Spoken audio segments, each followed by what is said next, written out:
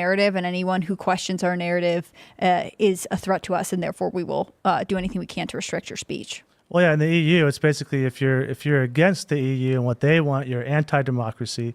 If you agree with them, then you're pro-democracy, and you must crush the anti-democracy folks. And so if there's a Muslim gang or riot, then we don't really report on that. That's okay. But if there's a quote-unquote far-right protest who's peaceful and they're just saying, hey, we don't really like what's going on, you can crush them and tell the police to stay out of it because they're anti-democracy. And so to see the EU send this letter, a bunch of a word salad, essentially, is a big joke. I don't and it's to control American politics, right? Elon Musk is talking to Donald Trump, who is running for re-election in America. No one is asking Europe to be a part of this. European listeners are not required to be a part of this space. To then come in and say, like, well, we're going to pay attention and restrict this because we've decided you might upset people that we are trying to brainwash. Like, be more transparent. You know? Last I recall, we fought a war so that we don't have to care what Europe thinks about what we do. It's pretty brutal 15 minutes in. And I mean, I don't know if they're waiting for people because people are trying to get in and can't. There's apparently 200,000+ people currently watching live in this X space. Not to mention, there's a couple live streams on YouTube with 30 to 40K. We've got 55K. This may be one of the biggest live audiences for a political speech if they're able to get it off the ground. And not to mention, I'm assuming on Rumble too, they've got this rolling on a bunch of channels. So we're just waiting as the thing glitches out. Do we know what they're going to talk about? Have they been specific in what their topics are? I don't think so. Or is does the EU letter come out as a, like, stay away from certain things, don't talk about migration or anything we could deem hate speech? Like, is this a warning shot to say stay away from certain topics we don't like? That seems like... So it looks like what's happening is they're trying to add server space. I don't know if this is correct, but people are noticing that it's hitting a wall at like 120 and then starting to go down and then jumping up to 200. And so this may be that they're putting a hold on it for the time being as they try to expand server space to be able to get more and more people in. I think they need to they just need to go because we're 17 minutes in and this is getting a bit brutal. A bit brutal. So they haven't started yet. It's not going somewhere and then we're just not seeing it. No, I mean, this is it. This music is it. I'm going to place a bet. I'm going to say 8:30 is when they'll actually start. I wouldn't be surprised if part of their plan all along was to have a certain amount of, delay time while the room fills up. I mean, I'm sure any major candidate would want to make a good entrance, right? You don't want to enter a room and be the first one there. On the other hand, how late are they planning to go? And if it's already crashing right now, once you start, and I don't know anything about the technology behind this, but does that mean that at any point during the conversation we could get these kind of drops and delays? Because that would, to me, really fragment the conversation. Indeed. Well, I'm going to continue to vamp until this happens. No details. What do you want them to talk about tonight? Alex Jones' coverage crashed with 330 viewers. Yeah, but you got to understand about X. The X live streams don't track concurrent viewers. So there's a huge difference. When you see, like, right now we've got about 60K, 59,000 some odd. On X, you'll see, this is what we did a multi-stream of the debate, and it said we had 750,000, and people were actually like, wow, look at it. No. That the peak concurrence was actually around 20 some odd thousand. YouTube was like, I don't know, it was like 80 or 90 or something. So, some people think Elon did that intentionally. Change the live viewer count from concurrent viewerships to total viewership. So it looks higher. So it looks like it's much, much bigger, relative, or he wanted a real-time view count. You can make whatever inference you want. But, yeah, so 19 million views already, huh? 19 million? Let's... Whoever wrote that song must be so thrilled right now. Yeah, 20.2 million views, and only a couple 100,000 people are currently in. And it looks like, yeah, Alex Jones, 341,000 total views on his live stream. Carter, what kind of music would you have written for a prequel to a Donald Trump Elon Musk interview? Because this doesn't feel like Donald Trump to me. Like, I get that it's kind of a fun elevator. No, it does feel like X, though. Oh, yeah, that's true. X meets Trump, maybe. But doesn't feel like meets Trump to me. It just feels like sort of tech world to me. Trump would need like a guitar, maybe some kind of country theme to it, I think. A band. Well, he loves playing Proud to be an American, and he loves playing Tiny Dancer. Yeah. Like something from the 90s or 80s, I guess. you know? When when he got in the Cybertruck with Aiden Ross, he picked California Dreamin'. And I wholly endorse that selection. That is a great song. It is Very amazing good. how much of his campaign, music is actually, I think, a big subtle part of his campaign. There is a type of playlist you're expecting Trump to come out with, or maybe I'm just thinking that because Obama just released his summer playlist and I thought it was terrible. There's one song I can. All right, so we got a breaking update here. Elon Musk has tweeted, for those that are just tuning in, we are currently waiting for the live interview with Donald Trump and Elon to begin. Elon Musk tweets, there appears to be a massive DDoS attack on X, working on shutting it down. Worst case, we will proceed with a smaller number of live listeners and post the conversation later. Wow. Can't say I'm surprised. The EU drafted a letter threatening Elon Musk. Others have called for his arrest over this. They do not want this interview to happen. So it seems extremely likely that there is a massive DDoS is distributed denial of service attack. It's where they flood the website with requests. It's the easiest way to explain it. Actually, let me see if I can find a picture here to find an image to help you understand what we're currently looking at. Yes, I have it. I have an image here to help you explain what a DDoS is. And it's basically, the way you want to visualize it is this. This is the door to Twitter, and all of these oversized novelty germs are trying to get in at the same time, and they can't. That is effectively what a distributed denial of service attack is. Shout out to Richie Jackson if he's watching, as a Simpsons reference. So that's basically what's going on right now, and that's why we're stuck. I'm assuming, I think you are right, Mark. I bet 9 minutes they just say, let's roll the interview with what we have. And then they're going to say not that many people actually listen to Donald Trump and the live interview. Mm-hmm. And this is a way to diminish the reach and the impact of what may be one of the biggest interview moments ever. Definitely one of the most highly anticipated. I think people really want to see direct conversations between Elon Musk and Donald Trump. And, tomorrow you will see reports that this is a sign that Elon Musk is has bad leadership and X, Twitter, whatever, is falling apart under him. When really, I don't think that's true. This is going, I hate to say, but any kind of technological issues or glitches in this interview are actually going to be both a comment on Trump's campaign, but also a referendum on Elon Musk for the mainstream media. But it also shows that the globalists are terrified to hear this interview in the first place. If it was a CNN interview, NBC, MSLSD, they wouldn't do anything. They wouldn't say anything. They wouldn't complain. In fact, they would be cheering it on. They'd say, yeah, we want to hear this. We want to hear Trump sticking to him. But this, Elon Musk, who's endorsed President Trump after the assassination attempt, interviewing President Trump, so two men of influence and power who support Christianity and the Western culture being interviewed, that you can't have that. Right, we're going to attack it. Uncontrolled. Yeah, exactly. Yeah. The other question, I gotta lean towards distributed denial of service attack. Some people are saying that this is just, liberals are saying Elon was unprepared.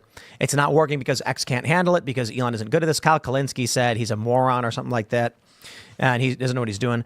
But considering that the EU made this threat, you have to believe that there's powerful interests in various countries who are like, shut it down. Yeah. Elon's not going to be able to compete with that. What I think they're trying to do with this event, and Donald Trump, of course, Team Trump has called for a big fundraiser. I think they want to rival what they saw with white dudes for Kamala. And what was the other one? Was it women for Kamala or whatever? Yeah, they had women's for Kamala. I think they even had specifically they ended up women of color for Kamala. What did they end up raising? Like 10 million or some big number? I think in total they're saying they've raised one of them raised over 50 million. I think 50 million on one stream. I'll double check right now. I don't think so.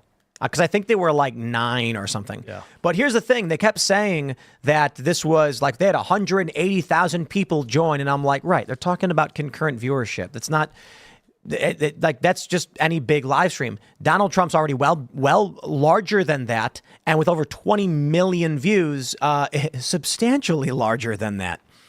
So let's see if they can get to work. But in the meantime, I am willing to bet there are powerful interests aligned with Democrats and other foreign actors that are doing this intentionally to stop Donald Trump.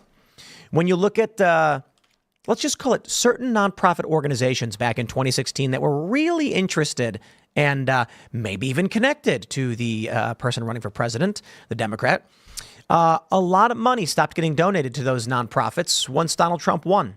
So there's probably a lot of financial interests that are tied up in this. Don't know, don't care. If Trump wins, they lose money. And so what does that mean? They're going to spend money to disrupt anything that might benefit Donald Trump. So I'm not surprised that we're at this point right now.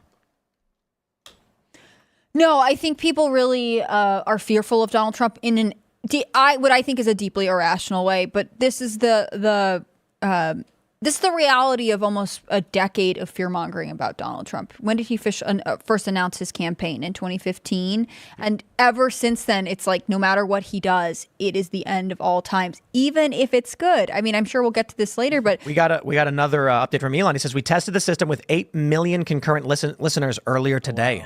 Wow. Okay. Wow. So the site is being attacked. Ladies and gentlemen, let me say, for those that are watching live right now, witnessing history. Man, guys, I want to tell you something. This is so crazy. It's like, here we are. We are in it. When you read the history books and you learned of the presidential debates in the, early 1900s and the war, it felt no different to them than it feels to us right now. We don't look at the war in Ukraine and with Iran and Israel as profound or impactful as, say, World War II and things like that. But it is all the same. I mean, perhaps you might argue, no, World War II was way bigger. Well, where they were at the time, when they were doing radio broadcasts and writing stories for, Life magazine, perhaps, which we have all the copies of. It's interesting to read those. When they didn't know about D-Day, when they didn't know the U.S. would get involved in World War II, when they didn't know that Hitler was going to expand or that there was going to be the Blitz and things like this, they were sitting there having these conversations. What you are listening to right now is exactly that moment that people will write about. And here we are, 3 months out from the election. Elon Musk, the wealthiest guy on the planet, with one of the biggest social media platforms, talking to the front runner, and the website is currently under a cyber attack to shut down the conversation. Welcome to history, ladies and gentlemen. What more could I say to that? Just that music. This music will be in the historical record. I know. There's going to be some 10-year-old kids 200 years from now, and the teacher is going to be like, now here's a trivia question for bonus points. Who can name the billionaire tech CEO who hosted the failed interview with frontrunner Donald Trump in the 2024 election just before the Second Civil War started? I had to add that last part. I think that there's going to be journalists who hear this music and are automatically sent back to this moment in time as they grip their laptops and are like, please, I'm just trying to get a story out. PTSD. Well, when they mention the tech billionaire, they're also going to say, who also is a Nazi sympathizer, by the way. It's going to be crazy. Yeah. I mean, 10 years from now, and I do think, without being dramatic, this election will really say what course some of history is going to go in. But I think some of the way that at least some progressive historians will look back on this moment is like, yes, good job to those DDoS attackers who really prevented the worst moment in history. They'll think that they have done good because there is such a fear around having these two people talk. Again, to me, this is irrational, and it's the production of fear mongering that's lasted over the last 8 years. But there are people who feel like there is justification in trying to prevent Trump from reaching a mass audience. Yeah, Elon says they tested it to 8 million concurrents, and I believe him. Because after what happened with Ron DeSantis, and Elon is running a business, he's not going to let this happen again. But some people are asking if he can just do a live stream and then broadcast that to X, with what other people are doing. But he's trying to make it a space. Right. I wonder what server is getting hit that's shutting down spaces. That vulnerability, man. I don't know what they could have done to mitigate. If this is a bait and switch, where it's like, we're going to be doing this live on Rumble. No, but that. So what happens with Ron DeSantis is they launch that massive campaign event. This is it. Crashes. So they relaunch it. Everyone's gone. Yep. Yeah, very, very unimpactful. Threw everybody for a loop. And if I have to imagine that Elon prepared for this. So I don't know what else to tell. Elon is trying to make it a space. They must be hitting him somewhere where he didn't expect it. I don't know what you can do. We can sit here and listen to this music. We have 93,000 comments now. That's crazy, right? 93,380 comments so far, only making the DDoS worse, probably. Right. Well, it's interesting, too, because people are probably refreshing, trying to find this, hoping that in 1 second it'll be, one refresh away from being live. Man. Yeah. They don't want to be the one to miss it, or if Elon Musk he said we're going to maybe do it to a limited number of live listeners. They're hoping that one of they them. get to be in. Well, if this isn't proof enough Whoa, to my app is freaking out. we're in a political war. I don't know what would convince conservatives of that. I mean, assassination attempt, and now you can't even have an interview with Elon Musk. The biggest free speech war in the tech industry. We are obviously in a political war, and conservatives start acting like it instead of saying things like, no, the left means, well, they just disagree with us. No, they actually hate you and they want to destroy you and censor you. It's also interesting that you get this immediate contrast between the technology that conservatives and sort of this new emerging right-wing party in America is choosing to use versus the Democrats and Kamala Harris. Elon Musk has announced they'll be proceeding at 8:30 Eastern, which is any moment. And a lot of people are tweeting that were able to actually just to get in. So it's 8:30 now. I don't know how much more of the music is. 30 minutes of it. So what is this? What was that? I'm going to hear this in my nightmares from now on, this music. I don't know why. I'm just really not into it. But just to finish my point, Kamala Harris has raised a lot of money by holding Zoom calls. And at the beginning of COVID, Zoom was really criticized because it has ties to foreign governments or security concerns. To China, Surge is mouthing at me. Yeah. And so it is interesting that she's able to successfully use this platform that actually is somewhat controversial, although sewn into the fabric of a lot of people's daily online and business lives. Whereas Trump is trying to use something that is based in America, and he's being Holy crap, ladies and there's an gentlemen! attack on it. There's 454,000 people in this space right now. On X, 559,000 people now live in the X space. Holy crap. This is like, I don't know, man. Maybe the least amount of news we've discussed on a show in a long time. 97,000 comments, 580,000, but you are witnessing internet history right now with Donald Trump, X Spaces. They said they're going to be 8:30. Now they're still late, but it looks like they solved some of the problem, and now the number's up to 580,000 people actively listening on this space. Outside of the 75K we've got on YouTube, 614,000 now actively in the space. Hope the music's public domain. Looks like it's working. On my app, I was able to easily get in. You got in? Here we go, baby. 650,000 now it says on the app. 100,000 comments. 100,000 comments, man. What's the record for spaces so far? Does anyone know? I'm pretty sure this is it. So they're at Prior to this, what was the largest space? 685K is what it says on my app right now for active listeners. They're going to hit over 1 million people. Wow. Tested for 8 million. Also good. Tested for 8 million. What if they get more than 2 million? The current number is 710,000 concurrent listeners right now. Wow, dude. And we're just sitting here listening to this weird music. 710,000. All right, let's go. What's next? Currently up to 738,000 viewers. They add an extra beat to the music, so I think that means it's progressing along. Right. Now, they said 8:30. It's 8:33, guys. Guys, we don't got all day. Now, we'll wait. We wait for Trump and Elon Musk any day. Especially considering a DDoS attack. Ain't nothing wrong. They're just sitting there like... On the app, 759. Let's crack 1 million, boys. Let's go. Maybe that's what they're waiting for. They're like, we'll give it another minute, see if we get to 1 million. I mean, Trump kind of built the suspense by not being on X for 2 years. Yeah, dude. So it's like... Oh, what was that? Loop. It's Trump's triumphant return to X. History in the making. Now, do y'all think that Trump will use X moving forward to post? Think so? He has to. I don't. I think he's gonna, hold out. We might get a couple more. 780K. But I honestly feel like he is unlikely to ever return to it the way he did before. I think big posts maybe, but not regular. Like we got a campaign video today. We might get more of that. He might give 1 or 2 comments here or there if something big happens. But, for the most part, I think he'll stay on through social. I think he'll be on X because he has to. Well, yeah.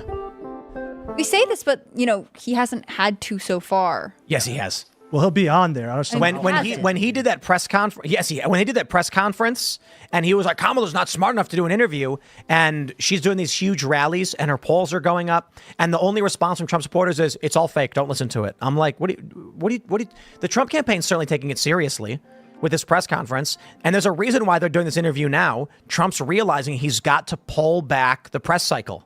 He's got to be on X, but he's got a certain amount of nukes in his arsenal.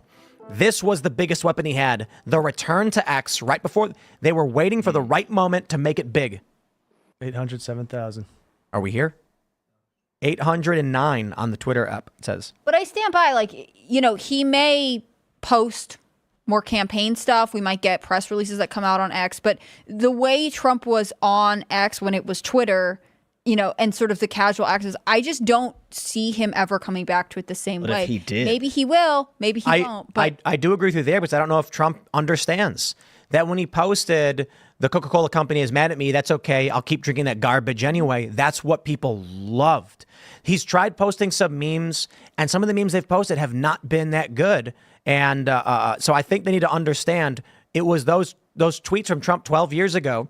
Where what was it? What was the other one that he had? I've never seen a thin person drink Diet Coke. Like, that's he's what like, we I'm want. gonna keep drinking that garbage. Yeah. Well, that was the other one. All right, so they turned the music off. Thank goodness. And we're currently at, let's see, on the Twitter app, we've got 854,000 concurrent listeners. This is wild. This is absolutely wild. Let's see. Come on, ladies and gentlemen. We're waiting. Everybody's waiting. All right, the number's gone up. Trump has muted the music. At any moment now, they're going to start talking. 868,000. Oh, yeah, I don't see Elon Musk in there. I mean, now that it's big and it's working, he better not leave. Charlie Kirk says the music has stopped. Thank goodness. Sorry, The DDoS was complete. In Europe, the commissioners who are running censorship are going like, make it stop. No, it's like semi-techno dance music, right? They're probably all like feeling relaxed. They're like, maybe this isn't as bad as we think it's going to be. It's lo-fi. Maybe they're lighting up a joint. They want 1 million. They want 1 million. They got 884,000 right now. I think they want 1 million in there. They want to be able to say they launched to 1 million concurrent listeners for the biggest political speech ever. Are Trump and Musk together? Like, are they? I know they're going to appear in the space together, but are we going to hear both their voices through Trump's profile? I bet they are, and that's why. Because that's why might have been why Elon didn't have to left, stay right. in it. 894,000. Because in that way, you get the sense that you really are getting an insight into a private conversation between Elon Musk and Donald Trump, which I think that would be really impactful. So what's interesting too is, sure, we can say that right now, checking again, 903,000 listeners concurrent in the space. But don't forget, we've got 78K right now watching live on YouTube, waiting for this to kick on, who are going to be listening as well. So that number is probably well over 1 million with all the other live streams combined. This is over 1 million so far to hear Donald Trump speak. And we are probably only 2 minutes away from this number cracking 1 million. It's currently at 912,000. I think they're going to wait for 1 million. I think Donald Trump was like, I want 1 million people. I think it'll happen at 8:55. 855? Yeah. Oof. I got to tell you, for anybody trying to listen to this on iTunes and Spotify later, they're going to be like, fast forward, fast forward, fast forward. What happened next? What happened next? But that's the thing about live streams, man. We are currently in the historical moment. So 919,000 listeners right now. There's something interesting about live that you can't get on a podcast or a recording. So when I used to go on the ground and film these big protest events, it's nothing's really happening. What's really going on? But you never know. At a moment's notice, history could happen.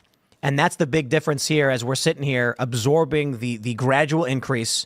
We are now at 930,000 concurrent listeners. And I'll say that right now. Elon Musk is back. Yeah. Oh, He's back. he is. We got 80,200 concurrent views on the YouTube alone. Trump is muted. That's it. That's over 1 million with just this show and Elon Musk. Congratulations to everybody listening for being a part of history. What you said made me think of Elon when he was here, because he had been, He's our on-the-ground reporter for 942. Simcast News, and he had been on the ground at the Trump rally, and he said, I've covered 1 million of them, and it seemed totally standard. And so I saw that Jill Biden was about to speak in Pittsburgh, so I left to go there because I thought I would see protesters, which means he just narrowly missed the assassination attempt. I mean, 948. This is the challenging call I think a lot of people who cover live events have to make. They're at 950 right now. I'm checking the X app. It's different from what we see on the screen because the lag on the browser. But we are almost to 1 million concurrent listeners, 952,000, ladies and gentlemen, on X, waiting for Donald Trump to speak. He's got 1 million people at a Trump rally right now with Elon Musk. This is nuts. And they do say, I mean, I reference this all the time, but this year was described as the election was being held on a virtual battlefield. So having 1 million people online is pretty wild. Well, I heard Kamala Harris had millions at her last rally, so this is getting pretty close, but not quite. Yeah. Yeah. I've heard she's really smart, and we're all going to get a great platform one of these days. Except 961. Except for the stuff she's borrowing from Trump. Which is very popular. She'll probably get over 81 million votes. Maybe 90 million. I want to see where the Elon Musk said is 830. They're waiting for 1 million, aren't they? That's what I feel like they're doing at this point. They're waiting My for 1 prediction million. was wrong. That's okay. I mean, he did give us You an were update half at right, one point. right. Yeah, it's kind of. They said they were going to do it. 960K. It's been at 960K for about a minute. I can't even see a number anymore on my app. 961K. We're seeing now on the website here. Mine went. Nice. My app just went down to 959. So this might be the upper limit. They need to start speaking. Otherwise, people are going to start leaving. It's 841. It's pretty nice. They call it Donald J. Trump space. Donald J. Yeah. Fundraiser space. Let's see where we're at. Currently, has it gone up? All right, hello everyone. 961. 961 seems relatively stable. On the website, we see We 965. unfortunately had a So any moment now, they're going to distributed start denial of talking. service attack We hope. against our servers, and saturated all of our data lines. Like basically hundreds of gigabits of data were saturated. We think we've overcome most of that, and so it's now time to proceed. But as this massive attack illustrates, there's a lot of opposition to people just hearing what President Trump has to say, and but I'm honored to have this conversation. I want to emphasize it's a conversation, and it's really intended to just get a feel for what Donald Trump is just like in a conversation. It's hard to catch a vibe about someone if you just don't hear them talk in a normal way. And when there's an adversarial interview, like no one's themselves in an adversarial interview. And this is really aimed at kind of open-minded, independent voters who just trying to make up their mind. So you can understand like what is what is it just like to have a conversation? So honored to Donald, great to speak. We had a great conversation yesterday. As you mentioned yesterday, if we could just record that conversation and post it, it would have been excellent. And I hope we can have something like that today. Well, I think we will. I'm pretty sure we will. And congratulations, because I see you broke every record in the book with so many millions of people, and it's an honor. We view that as an honor. And then you do want silencing of certain voices. Usually those are voices that have something to say that are constructive, oftentimes constructive. And Yeah. so we have to consider it an honor. But congratulations on breaking every record in the book tonight. That's great. Well, thank you. Well, I mean, maybe we could start off with, the assassination attempt, which was an incredible thing. And I have to say that, your actions after that assassination attempt were inspiring. You, instead of shying away from things, instead of ducking down, you were pumping your fist in the air and saying, fight, fight, fight. And I think that's, the president of the United States represents America, and I think that is America. That is strength under fire, and so that's a big, part of the reason why I was excited to endorse you as the president of the United States for having another term here is that was just incredibly inspiring. But I mean, what was it like for you? Not pleasant, I have to Not be honest. pleasant. I said there was I blood. I mean, had being more shot is blood. not I didn't much know fun. I didn't know I had that much blood. The doctors later told me that the ear is a place that is a very bloody place if you're going to get hit. But in this case, it was probably the best alternative you could even think about, because it went at the right angle, and it was a hard hit. It was very, I guess you would say surreal, but it wasn't surreal. I was telling somebody you have instances like this, or like a lot less than this, where you feel it's a surreal situation, and I never felt that way. I knew immediately that it was a bullet. I knew immediately that it was at the ear, Yeah, and because it hit very hard, but hit the ear. And I also heard people shout, "Bullets, bullets!" Get down, because I moved down pretty nicely, pretty quickly, and we had bullets flying right over my head after I went down. So I'm glad I went down.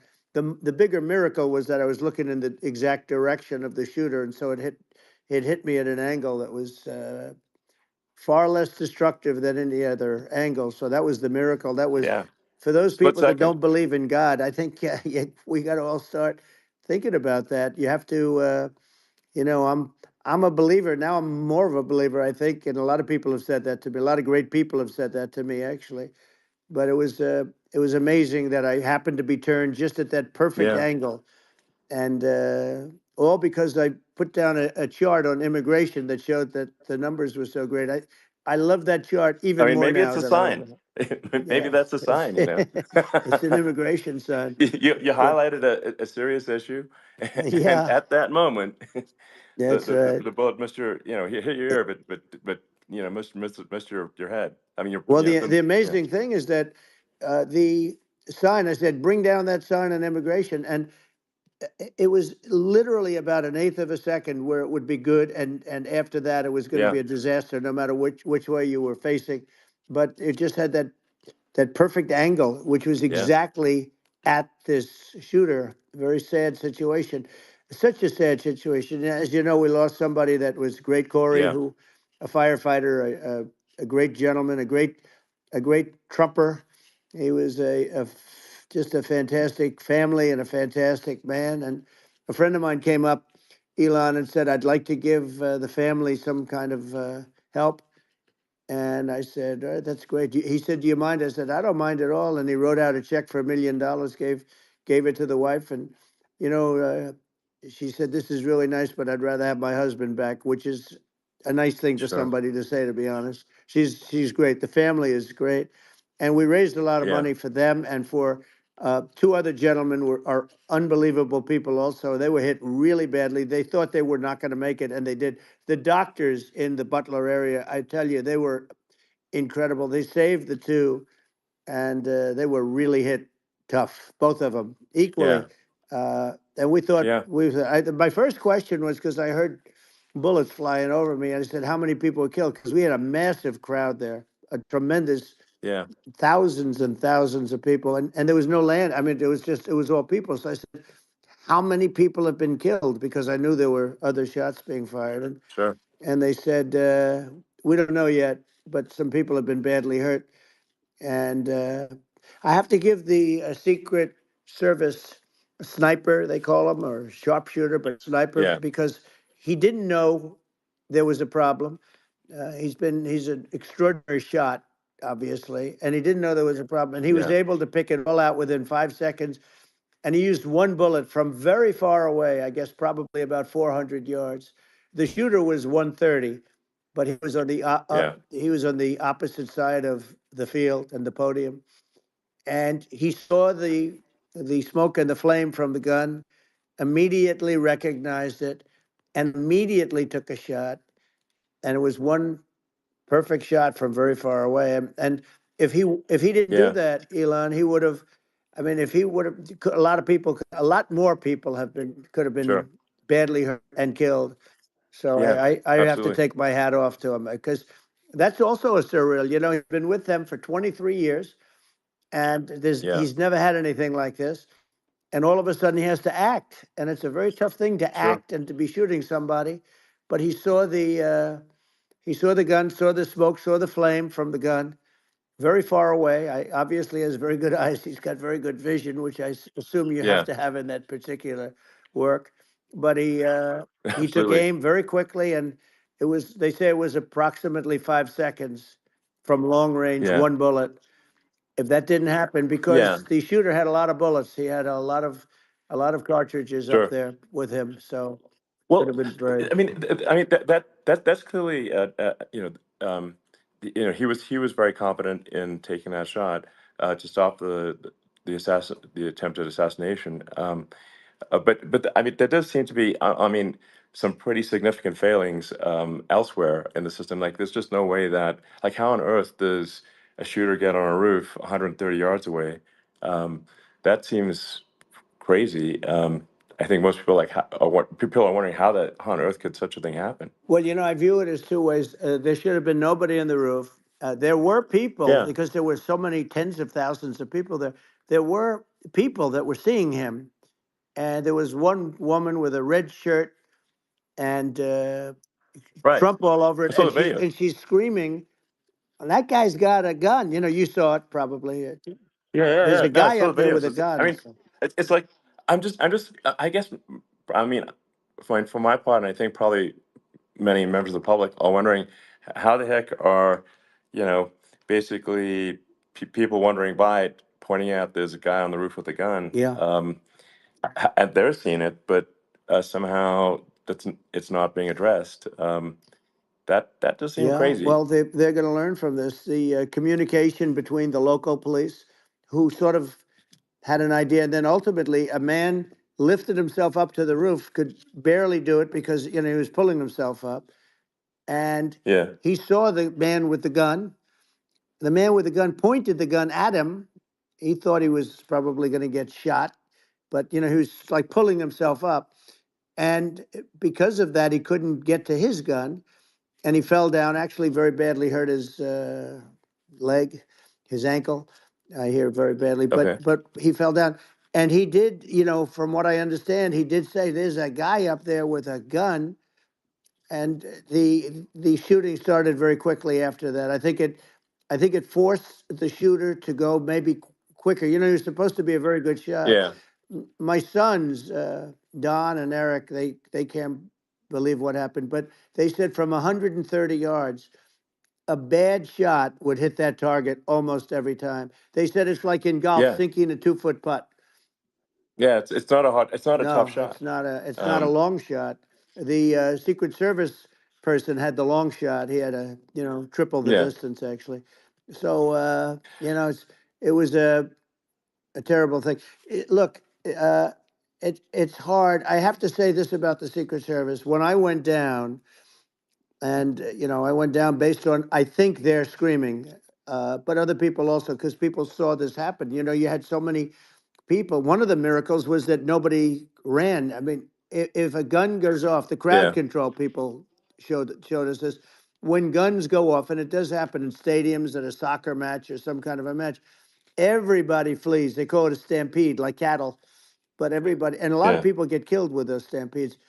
We had Sure. more people than you'd have at, some of these matches or these games, and nobody left. You had a small group behind us in the grandstand, and that was full.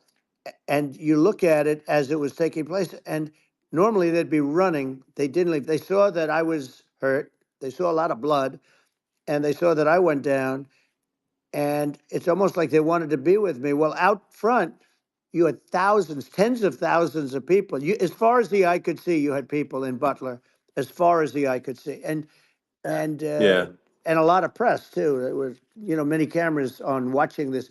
It's what makes it so different, because normally things happen that aren't good, but you never have a picture of it. Here we have all these cameras shooting it, so yeah, sort of amazing. But one of the interesting things was that you didn't have anybody flee. You didn't have anybody stampede. Sure. Nobody. And there were some people behind me. They stood up and they're looking like, I mean, I'll tell you, Yeah, you yeah. want to have them in a foxhole with you. I want to meet some of those people Sure, because sure. it's so different from what you heard. But so I was down. But the Secret Service Yeah, guys, there were bullets flying right over my head. You could hear them go whizzing, yeah, and these guys came jumping on top of me, and a young lady, Kate, uh, would jump. They moved so fast, and let me tell you, that took tremendous courage. Now there was a lack of coordination. There was, obviously everybody understands that somebody that building should have been covered, and yeah, yeah. I mean, that was I the think big that thing. like, I mean, looking at the aerial views, that building would be like the number one spot for a sniper. I mean, it's like the if you were to pick like what is the favorite, what if you so if the goal is to assassinate, what's your favorite spot? That building, the You're roof of that right. building would be number one. That would have been the spot. It's like you can ask for a better No, location. It's like number no, that one. would have been the spot. Um, You know what people think yeah, is when the local policeman, who, by the way, he really he did what he was supposed to do. He couldn't hold on any longer. And then when he got yeah, his head just peeking above, this guy standing there with a gun at his head. And when he fell down, again, hurt his ankle very badly, but he was making the calls. But what happened is the firing took place very soon. So what they yeah, think is that this guy ran to his site, which he had all planned out with the gun. He ran to the site and he started shooting fast. And maybe that's why he sort of missed. I mean, he uh, yeah. But he as you got said, me, but he it would have could have hit. been I mean, a much yeah. bigger problem. But he totally would have hit if you hadn't turned your head. So like there was it was a very near It thing. was a So miracle. If I hadn't um turned my head, yeah, I would not be talking to you right now. As much as I like you, exactly. I would not. Yeah, I would well, not be talking to you. maybe talking to me from another realm, perhaps. Yeah, that's Um, right. We'd be talking from a so different place. But it was a very terrible experience. The Butler Hospital, they did such a great job. The doctors were so good. Everybody was so good. There was a mistake. If somebody knew, because people were hearing that, there was just a bad feeling that there was somebody was around. You know that story now. It's been pretty yeah, well. yeah, And yeah, if somebody could have said, because they've oftentimes said, like there'd be a lightning storm or something, because I've done, I think, over 300. I think I did a lot more than that, but we did a lot. And oftentimes they'll say, sir, could you wait 10 minutes, please? Sir, could you wait 20 minutes? There's a storm overhead or lightning or something, right? And yeah, that happens yeah, often. And this would have been a perfect time for that to have happened, but it yeah. didn't get coordinated. That was the problem. Well, it was your I think your actions in the heat of fire, and like what I find admirable there was that you can't fake bravery under such circumstances. The courage is instinctual or it is not. It's not a rehearsed action, and so I just want to say that I think a lot of people admire your courage under fire there, and Well, yeah. So thank you very yeah, much. I appreciate it. I didn't think of it. I just wanted to get up and I wanted to stand up. I wanted to let people know, I felt I was good when they were on top of me, covering me, actually, very much covering me and very bravely. But I wanted to get up. I said, I want to get up. And they wanted, they have everything there. They wanted stretcher. I didn't like the stretcher. And I knew I was hit in the ear, but I knew I wasn't hit anywhere else. They felt I was hit someplace else yeah, because it was such a lot of blood, and they were sure that I was hit someplace else. And they were saying, "Sir, you were hit in more than the ear." I said, "Nope, I was hit in the ear. I want to get up. Let me get up." And so I got up, and the crowd didn't know what to think. I mean, this was so many people, and you could see they were confused. They didn't know what to think, and I wanted to let them know I was okay. It was very important for me to let them yeah, know that, and they went wild. You've seen the after. They didn't go wild when I yeah, got up because they didn't know, was I alive. You really couldn't tell when I stood up before the hand, before the fist in the air. Uh, they didn't know if I was alive. Nobody did. And when I put the fist up, they were just relieved and happy and thrilled, and the place went crazy. It was pretty amazing. yeah. It was a Well, terrible thing, but it it was was really nice. incredibly moving. Yeah. Well, and I mean, speaking of the sort of slide that got you to turn that saved your life really was the illegal immigration Right. slide. Maybe this That's right. maybe this it's worth talking about that It since was. It was. that slide You're saved your right. life No, basically. the illegal immigration saved my life. You're right, but it was. And I I had to know be at that's that the. exact angle. I mean that's a great one. Saved by illegal You know, immigration. the incredible 100%. thing though, when you talk about the odds, you had to be exactly at that angle. But the Yeah. incredible thing is that the chart, I used it less than 20% of the time. It was just a moment. Yeah. It's always on my left, never my right, and it's always at the end of the speech. So here Yeah. we have it. It's on the right, not the left. It's at the beginning, not the end. And even the people that put it up, they were unprepared, and they did a great job. They got it up immediately, fortunately. But I looked to the right, and the bullet came whizzing by, hitting my ear. So it was amazing. But when you think of the odds of that, and Yeah. Yeah. you know that normally you wouldn't use it. Normally I wouldn't have the thing, and then it would Yeah. have been a very different story. It's very much. I say an act of God. It's a miracle that it happened, and I'm Sure. honored by it. I'm honored by it.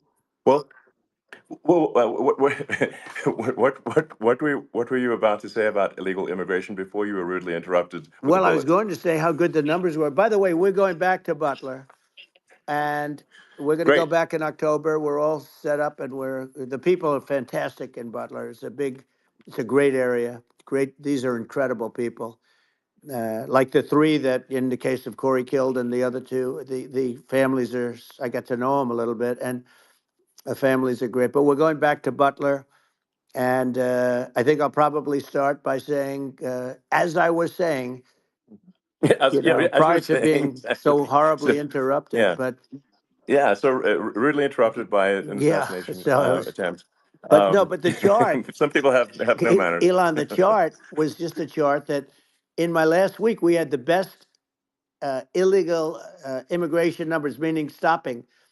It was at the lowest. You've seen the chart. It's become quite a famous Yeah, chart, yeah, but that was the lowest yeah. point ever recorded. It was a really, I mean, I was very proud of those numbers. And then you see what happened with these people, Kamala and Joe. You see what happened. They just let it go. I had remain in Mexico policies. I had all these different policies that was so good. Uh, Guys like Tom Holman and Brandon Judd from Border Patrol. All these are all people that they've been on television. They said it's the best numbers we've ever had. We had so many different checks, catch and release in Mexico, not the United. We had catch and release in the United States. We had it in Mexico. We had so many things. We had things where if many people come in there, they have contagious diseases.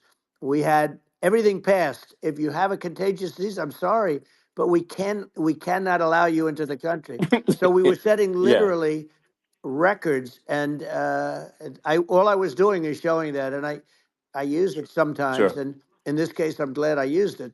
I can tell you that, but they were fantastic numbers. But I'm going to sleep with that chart always. I'll be sleeping with that chart. That chart was very important for a lot of reasons. Well, I mean, would it be accurate to say that you're supportive of legal immigration, but but we also need to shut down illegal immigration, and especially unvetted illegal Yes, immigration, because and that's not the same as saying that everyone who's an illegal immigrant is bad. In fact, I think most people who are illegal immigrants are actually good, but you can't tell the difference unless there's a solid vetting of who comes across the border.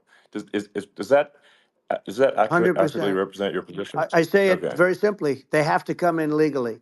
They have to be checked Yeah.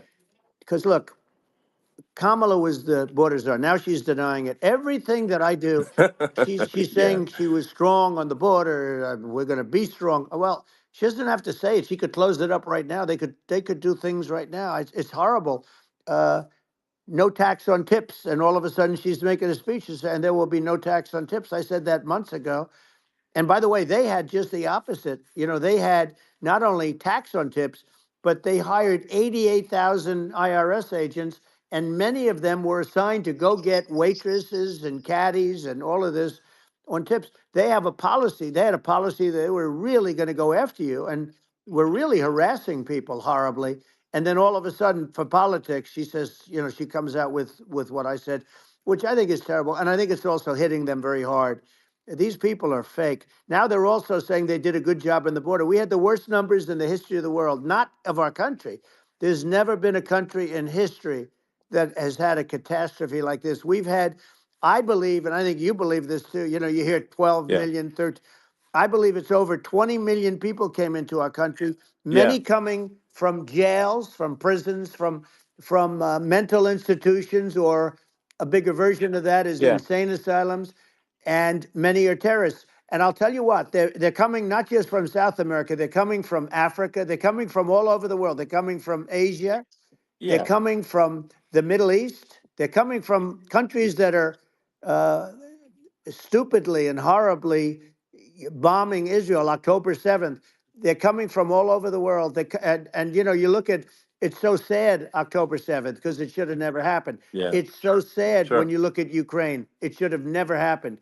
We have a defective Yeah. government. These are defective people, and they're not people that should be running it. But where you see it the best is the border, because you have millions of people coming in a month, and then she gets up and she tries to pretend like she's going to do something. She had 3.5 years. And by the way, they have another 5 months that they can do something, but they Yeah. won't do anything. It's all talk. She's No. incompetent and he's incompetent. And frankly, I think that she's more incompetent than he is. And that's saying something because he's not too good. Yeah. No, I think it is essential to have a secure border. I mean, you're really not a country unless you have a Correct. secure border. And And uh, secure elections, you too. know, yeah, absolutely secure elections. And so it's just essential to have a real border, or we can't function as a country, and our service, our central services are being overwhelmed in a lot of cities. Um, and as we were talking about earlier, I think having a legal immigration process that is smooth and efficient and done well. And speaking as someone who is a legal immigrant, and I think I mean, like one way to think of it is, who do you want on your team? Um, who do you want on Team America? And I think we want to just say, okay, we want to let in people who are gonna, be great contributors to our society and to our economy, Right. and and who do you want on the team? And it's not to say that, like in my opinion, actually, I'd say like probably most of the illegal immigrants actually are actually good, hardworking people. That's my opinion. Um, but some are not, and you just have this sort of adverse selection process where, if somebody's if somebody's like you know, um, uh, has a career in theft or robbery. I don't understand what's taken them so long to get here, because we're such a target-rich environment. Um, I mean, why aren't they? Why aren't more people who have a career in, bad things coming here sooner? Because I mean, it's a piece of cake to go rob, houses in L.A. or New York, compared to other parts of the world, and in a lot of places in America, if you try to stop the person who's robbing you, you'll be arrested. Yeah. Yeah. So it's insane. It's right. I mean, what's happening with crime, and our police are so good, but they're not allowed to do their job. But I have to tell you, Elon, I They're hate not. to say it because it's such a downer to say it. I hate to say it. I hate it. But you have a lot of people that just shouldn't be. I think it's a much bigger number than you think. They're I allowing, think you're again, right. they're Yeah. allowing people from their jails. And if you were running one of these countries where they're coming from, you would have had all of them. As an example, Venezuela, their crime is down 72%. They're taking their drug dealers, they're taking, frankly, their prisoners, they're emptying out their prisons. They're taking their criminals, their murderers, their rapists, and they're Yeah. delivering them into But the. that's what Castro did. Yeah, That well, he did on a much smaller scale. yeah, It was a much smaller yeah, scale. But this is a massive scale because this is being done worldwide. But here's what's happening: crime all over the world is down. And wait till you see the numbers that we have. You know, this is migrant crime. This is crime that's going to be. Yeah, And I saw it today in New York, where somebody was knifed with raped the girlfriend of a man that stood there watching in New York in one of the shelters, and started sure. pulling out the knives, and bad things happened today. But this is happening every day. These are rough people. These are people that are in jail for Yeah, murder and all sorts of things, and they're releasing them into our country, and they're telling them, if you come back, we're going to kill you. We're going to give you the death penalty or kill you. So they don't want to come back. But these are rough people. yeah, These are criminals that make our criminals look like nice people, and it's horrible what they're doing. And she's in charge of it, because now she's trying to say she sure. had nothing to do with it, and she's such a liar, because she was called the border czar the first day, and it was on the headlines of every newspaper. She's the border czar, and she never even went there. She went to one location which had nothing to do with where the problem is. She went in and out, I Right. guess, because she was getting a lot of pressure, Yeah, but yeah, had nothing to do where the problem yeah. is. But she was Well, the well, border czar, and people yeah, yeah, can't allow them to get away with their disinformation campaign. Now she's trying to say that she wasn't really involved, and the whole thing is horrible. She was totally in charge. She could have shut the border down without him. He didn't know what he was doing anyway, so he wouldn't have even known yeah, what happened. You could shut the border down; he wouldn't yeah. even know the difference. But uh, the fact is that she was border czar. But if you don't have to call her Yes. that, the fact is you could just call her. She was in charge of the border, and the border was the worst Right. ever. It's simply not working. No, It's it's I mean horrible. whether it's a question of intention or competence, either way, we don't have a secure border, and we have people streaming over like it looks like a World War Z zombie apocalypse at times. And sometimes you got to sort of wonder, like, is it real or not? So because you see things, you're like, is it real? So I went to the border at Eagle Pass, and I saw for myself in Texas, and I was like, okay, it's real. I'm like seeing this in real time. I actually posted the video like just live. I just flew there one day and just to see, hey, is this made up or real? And I'm just seeing people stream across the border, and I have to say, at least the people that I saw did not look friendly. These So these are people people. can look at my video and say, hey, Yeah. does these people look friendly? I don't look super friendly. So, These are people that um, Elon would not be the same man if he had to walk across the street and look these people in the eye. These are rough people. These are really rough people coming across. And I know rough people. And these are people that we don't want in our country. And the caravans are coming in, and they're putting, and who's doing this are the heads of the countries. And you would be doing yeah, it, and so would I. And everyone would say, oh, what a terrible thing to say. The fact is, it's brilliant for them, because they're taking all of their bad people, really bad people. And I hate to say this, the reason the numbers are much bigger than you would think is they're also taking their non-productive people. Now, these aren't people that will kill you. We have enough of them, but these are people that are non-productive. They are just not productive. I mean, for whatever reason, they're not yeah, yeah, workers, or they don't want to work, or whatever. And these countries are getting rid of non-productive people in the caravans in many cases, and they're also getting rid of their murderers and their drug dealers and the people that are yeah, really brutal people. And they're coming into our country yeah, at levels that have never been seen before. And I saw an ad just before I got on the air. I'm walking over here, and I saw an ad by Kamala saying how she is going to provide border security. Where has she been for 3.5 years? For 3.5 years, yeah. No, no. we have 20 million people I poured think is in. It's a terrible Yeah, I thing. think this, frankly, I think this is a fundamental existential issue for the United States. And if we have another 4 more years of open borders, and it's going to be even worse with another 4 more years, it's going to be even worse than it's been for the past, 3.5 years. I'm not sure we've got a country You don't have left a country at that left. point. Elon, if they get in, you will have 50 to 60 million people from all over the world, not South America only. We think of South America, we think of Honduras and El Salvador, Guatemala, and Mexico, the four. but it's not that. It's everywhere. They're coming in from Yeah, everywhere. And I had to stay in yeah. I think Mexico. this is a super important Yeah. point. Like people, it's like basically when I went down there, I was like, well, where are people from? It's like almost no one was from Mexico. To No, be clear, Mexico it's less, just less of the the others. border. It's just the border with Mexico. But the people coming in, it's Earth, the rest of Earth, and America is only about 4 or 5% of the population of Earth. It would only take a few percent of the rest of Earth to overwhelm everything in the We're U.S. already So overwhelmed, Elon. We're overwhelmed. You had to see the news tonight about New York. New York, and I love that place, and what they're doing to it is horrible, what they're doing to it. And all the courts do is they yeah, try and focus on Trump. Okay, then let's focus on Trump, who did nothing wrong. I complain about a rigged election. Elon, what's happened is unbelievable. You have from Africa, from the Congo, they're coming from the Congo, and 22 people came in from the Congo recently, and they're murderers, and they're dropped. They drop them. They take them out of jails, which is very expensive, to maintain the jails. Although they don't do too much maintaining, I can tell you. But they take them out of jails, prisons. They take them out, and they bring them to the United States.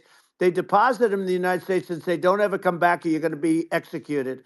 And they don't want to come back, but they won't come back. sure. But they're coming from Africa. They're coming from Asia. They're coming from the Middle East. They're coming from South Well, America. just They're Earth, coming from rest of Earth, everywhere. basically. And there are a lot of Yeah, really everywhere on bad Earth. ones. It's just a it's just an everywhere on Earth thing, and it's just not possible for the United States to absorb everyone from Earth, or even a few percent of the rest of Earth. It's just not possible.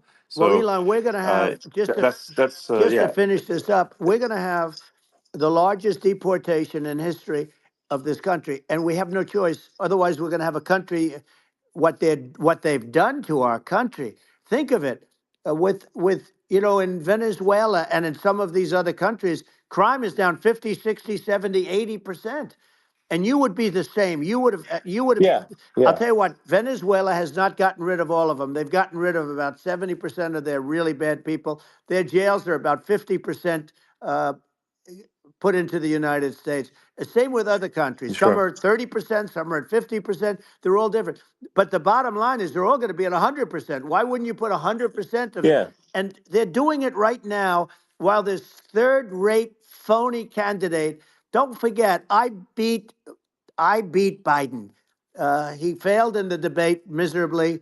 And, some people said, oh, gee, it's too bad. It's too bad he did so badly, or I did well in the debate. The first night they said, wow. One of the people at CNN said that was the greatest debate performance I've ever witnessed. And then 2 days later, they didn't talk about that. They just said he was bad.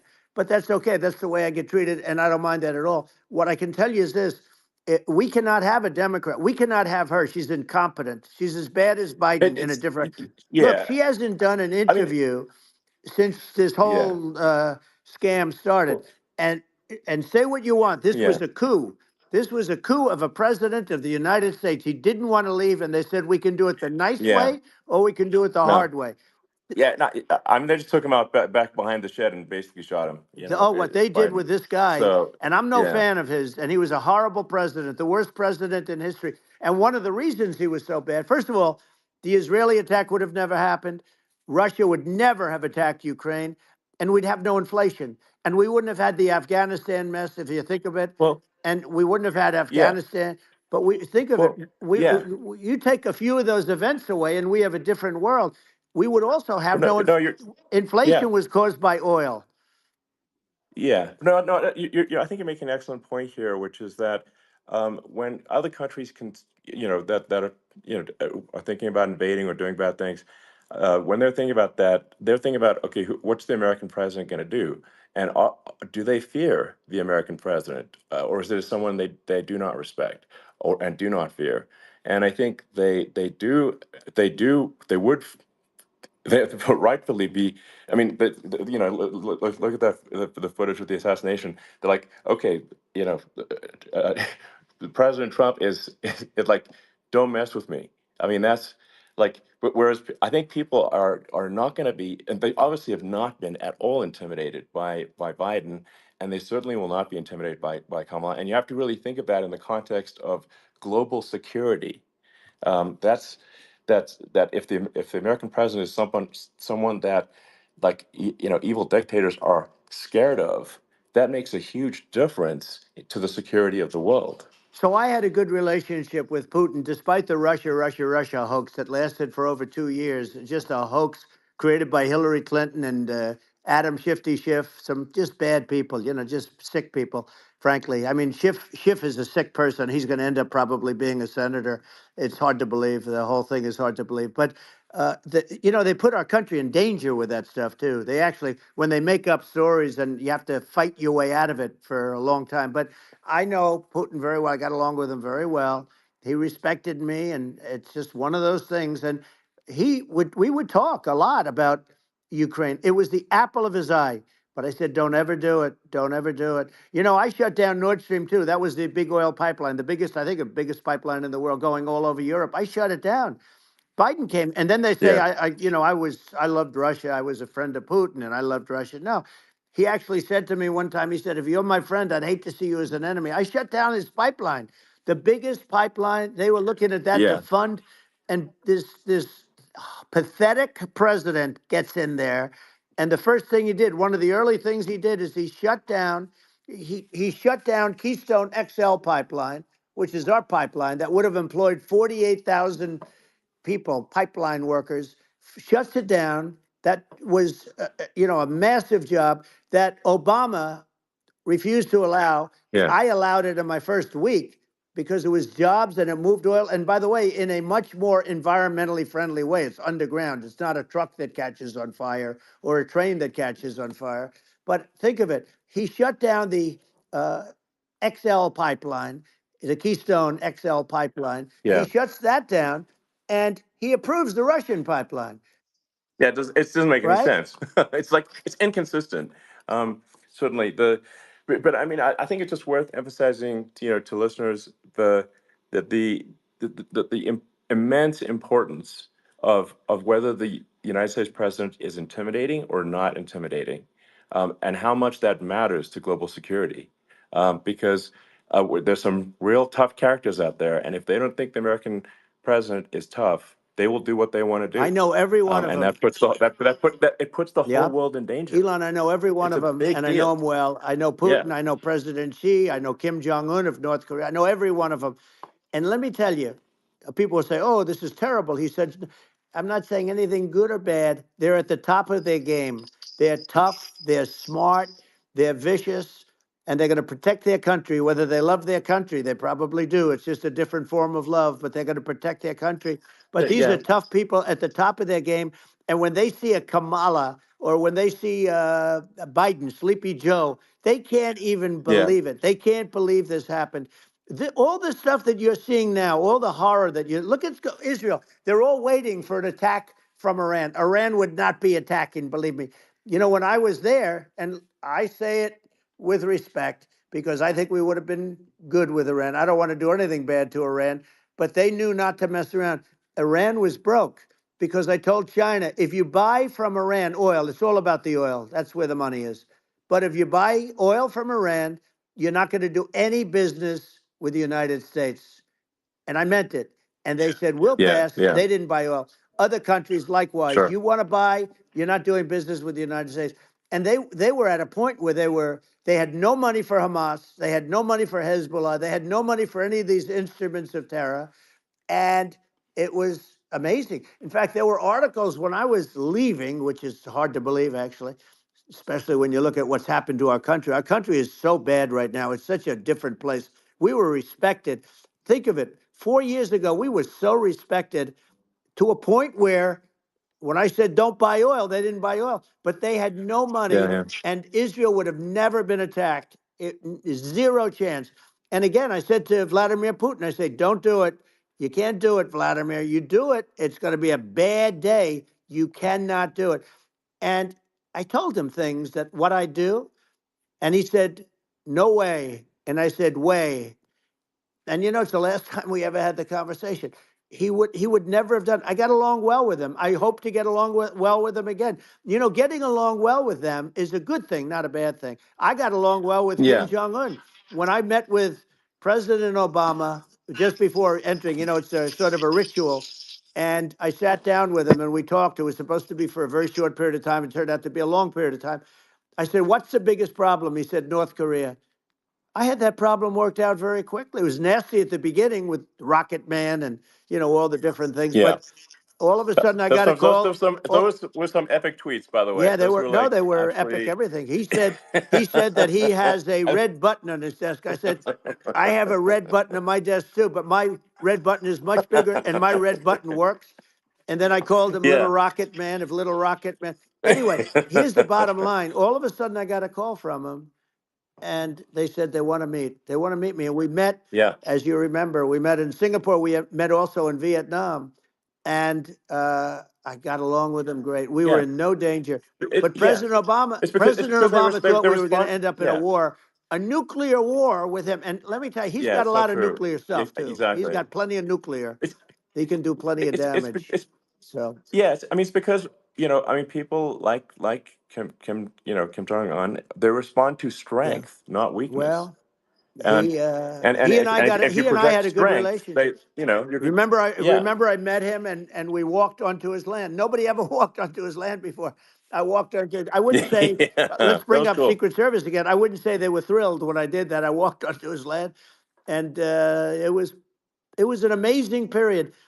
But we were not in danger with him because of me. I always Yeah. say that we have enemies on the outside and we have enemies on the inside. We have some really bad people in our government and people that are and controlling of the people. I mean, I'd mention names, but I really don't want to give them the credit. But we have some really bad, and I say they're more dangerous than Russia and China. If you have a smart president, a president that gets it, we are not in danger from those countries because they need us and they need our help. I mean, we forced Obama, if you think about it, Obama and Biden and Bush, to a certain extent, in all fairness, forced Russia and China together. And if you're a history student, the first thing you learn is you cannot let Russia and China align. But then they also got, if you take a look, Iran, and they have North Korea. That's, they call it the axis of evil. In the old days, you had the axis of evil. Here we have a modern day axis of evil. These are powerful countries, very heavy nuclear, which is the biggest threat. Yeah. The biggest threat is not global warming, where the ocean's going to rise one eighth of an inch over the next 400 years. And you'll have more oceanfront property, right? The biggest threat is not that. The biggest threat is nuclear warming, because we have 5 countries Well, now that yeah. have significant nuclear power, and we have to not allow anything to happen with stupid people like Biden. Biden did something with Russia. There was no chance of him ever going in. And when I left, and then after I left, they started forming big armies on the border with Ukraine, right? And I looked at that, and I thought he was doing that because Putin's a good negotiator. I thought he was doing that to negotiate. But then Biden started saying such stupid things. For instance, he said that it can be a NATO country. Now, Russia, for as long as there's been NATO, has said we're never going to agree to that. And we go right up front and say that. And we did things and said things through this president with a low IQ, very low IQ. He had a low IQ 30 years ago, by the way, but now he might not even have a IQ at all. There's nothing on the board that goes this low. He said things that were so stupid that war had zero chance of happening if I were there. Zero chance. He was saying everything Yeah. the opposite. Everything the opposite. And it's so sad because many more people have been killed in Ukraine than you read about. You don't read about how bloody it is and how disastrous. Sure. Hey, look, just in the 2 armies, you lost 500,000 people. And Yeah. Ukraine's having a hard time.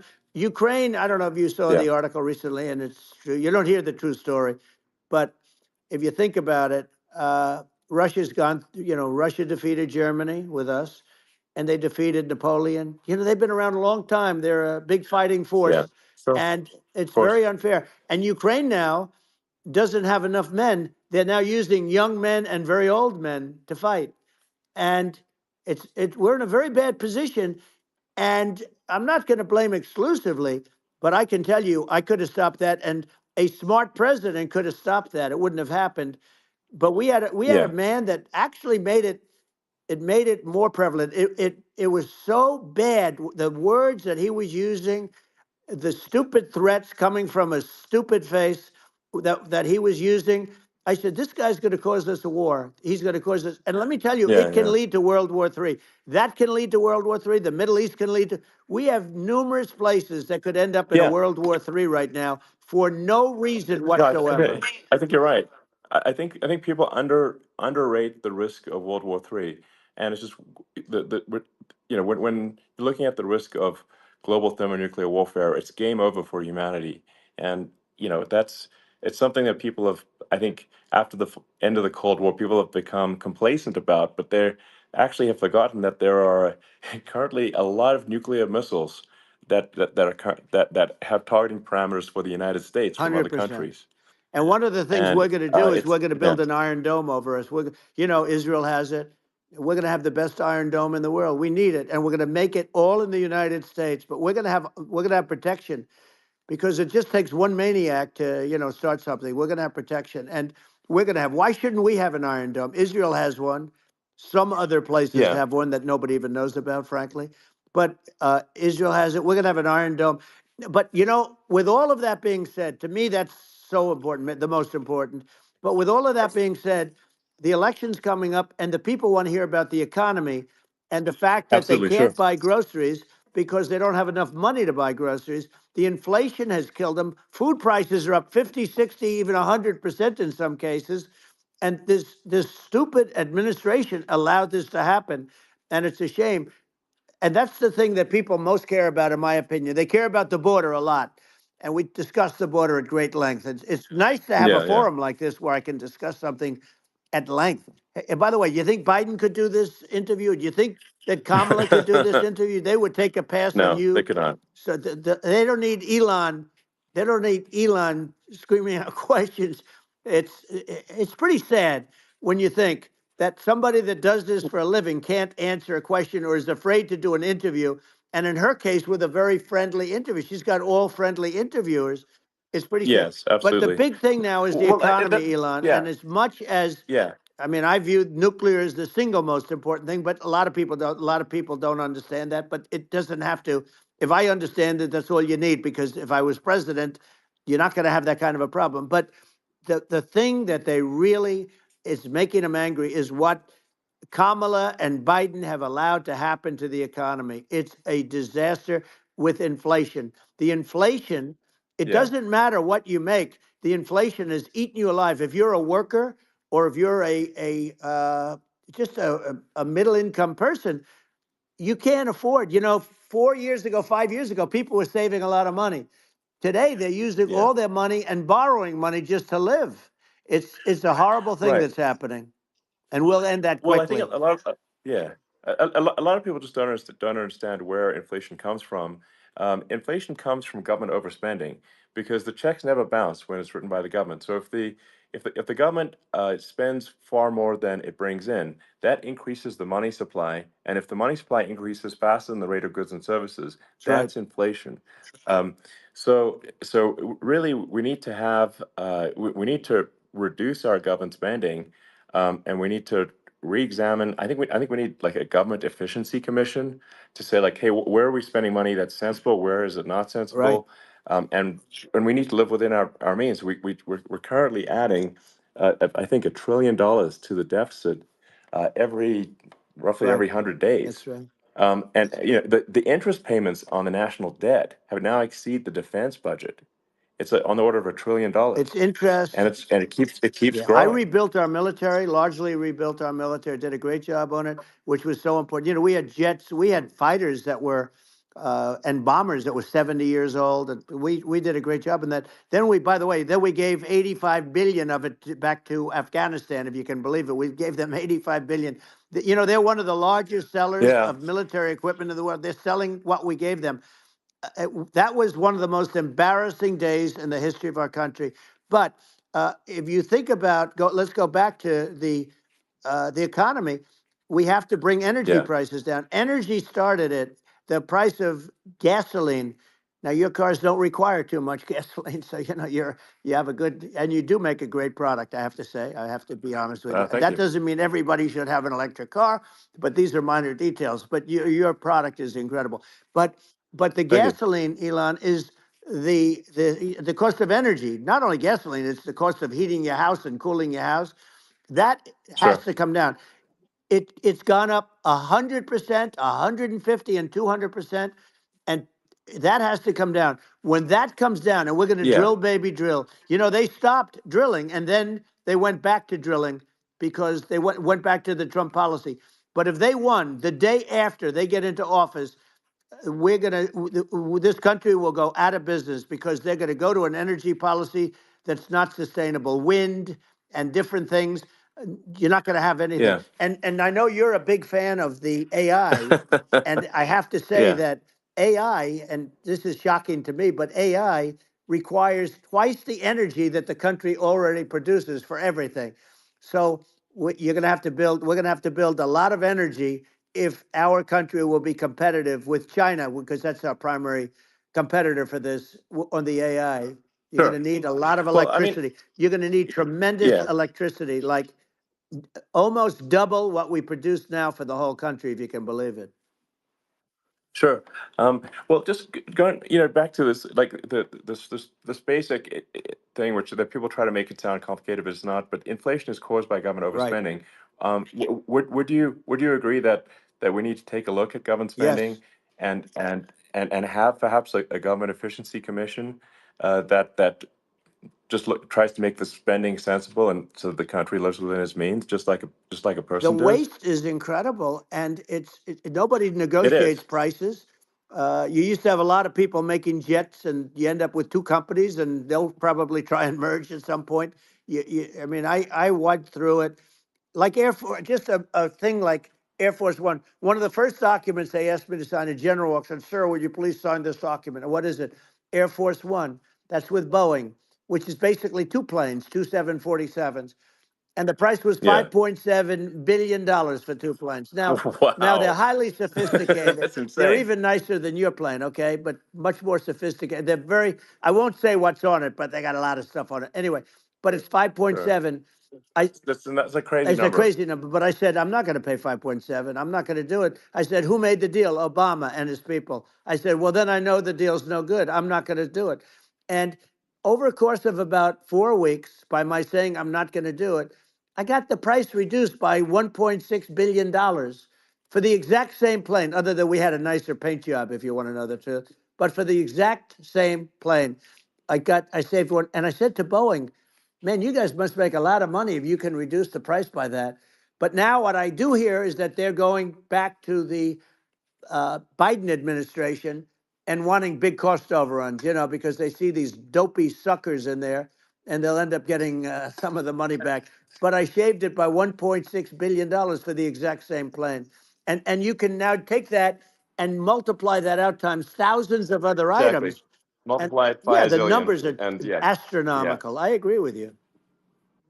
Well, I mean, if so, I think it would be great to just have a government efficiency commission that takes a look at these things and just ensures that the taxpayer money, the taxpayers' hard-earned money, is spent in a good way. And I'd be happy to help out on such a commission I'd if love it. it were formed. Well, you're the greatest cutter. I mean, I look at what you do. You walk in and you just say, "You want to quit?" They go on Yeah. strike. I won't mention the name of the company, but they go on strike, and you say, "That's okay. You're all gone.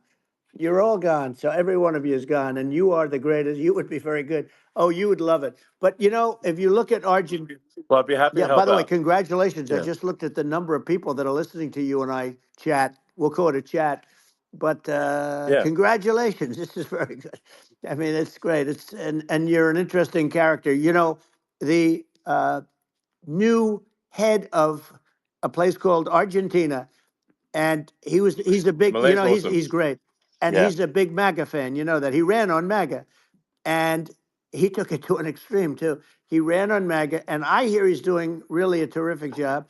It's called "Make Argentina Great Again." It worked out perfectly. He came in, he bought a lot of hats, he brought over, but he's doing a big job. He really cut And I'm hearing Yeah. they're starting to do pretty well. Inflation's getting down. They had like Yes, exactly. 2,000%. And they had inflation like not normal inflation. They had the real deal.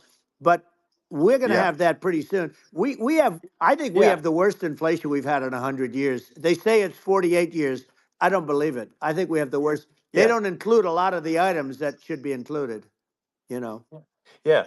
Well, it's just from government overspending and not spending taxpayer money Yeah. effectively, and having just like so many departments you can't even name them all, and what Millet is doing is he's cutting government spending, he's simplifying things, he's having putting in regulations that make sense, and I and we're Argentina overnight is experiencing a giant improvement That's in right. prosperity, but it's also a lesson for the United States, which is that um, Argentina used to be one of the most prosperous countries in the world.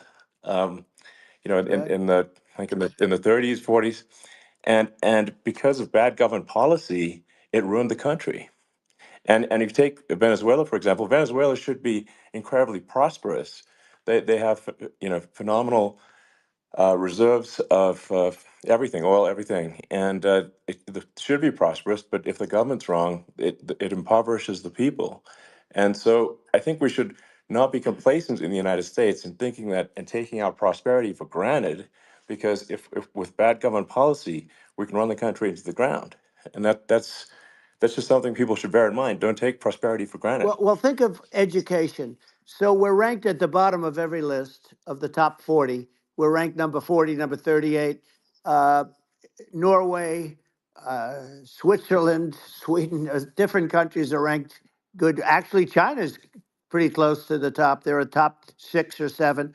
But we're ranked at the bottom, almost at the bottom, 38, 39, 40. In other words, horrible. And yet we spend more per pupil than any other country in the world. So we spend more. And what I'm going to do, one of the first acts, and this is where I need an Elon Musk, I need somebody that has a lot of strength and courage and smarts. I want to close up Department of Education, move education back to the states, Yeah, where states like Iowa, where states like Idaho, not every state will do great because states that basically aren't doing good now. You look at Gavin Newsom, the governor of California. He he's terrible. He does a terrible job. So he's not going to do great with education. But of the yeah, 50, I would bet that 35 would do great, and 15 yeah, of them, or 20 of them will be as good as Norway. Norway is considered great. Uh, you can name them. I mean, they're so good. Some of yeah. these countries are so good. But if you go into some of these really well-run states, we have states that don't know what debt is. We have states that have low taxes, no debt, everybody working. They're really well run, Sure. and maybe they have certain advantages in terms of location, in terms of the land or the sun, and the water and the whole thing. There are a lot of advantages that some people have. But if you moved education back to the 50, you'll have some that won't do well, but they'll actually be forced to do better because it'll be a pretty bad situation. Yeah. But if you think Well, about it, yeah, you'll have some yeah, of yeah, these states. I'll bet you'd have 30, 35 states. It'll be much better. And you know what it'll cost? Less than yeah, half what it is in Washington. And yeah. these people don't care Well, about the yeah. students in these, faraway states. And it'd Well, be unbelievable. yeah. I think you're making a good point in that if the states have to if if each state has to compete against other states, then people will That's naturally right. move to states where it's better. Well, like Um, California, as we said, it's a badly run state. I could go through. I got so many friends that are in those states, even if they're Democrats. I hate to mention certain states, but Illinois is badly run with Pritzker. He's a real loser. But yeah, but some of these places are just badly run. But it's almost going to force them to run better, and they won't do a good at initially. But you're not going to do worse than you're doing right now.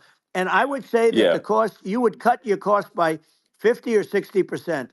And you'd have a little Yeah, yeah, monitor. You want to make sure they're teaching English as an example. Give us a yeah. little English, right? Sure, yeah. Right? No, but I mean, to what?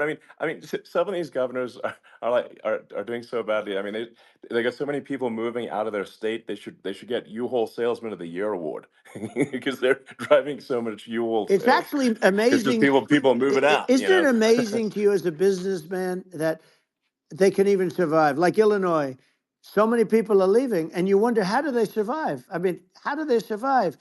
Uh, I saw where you left California and you moved to Texas. Texas does a great job.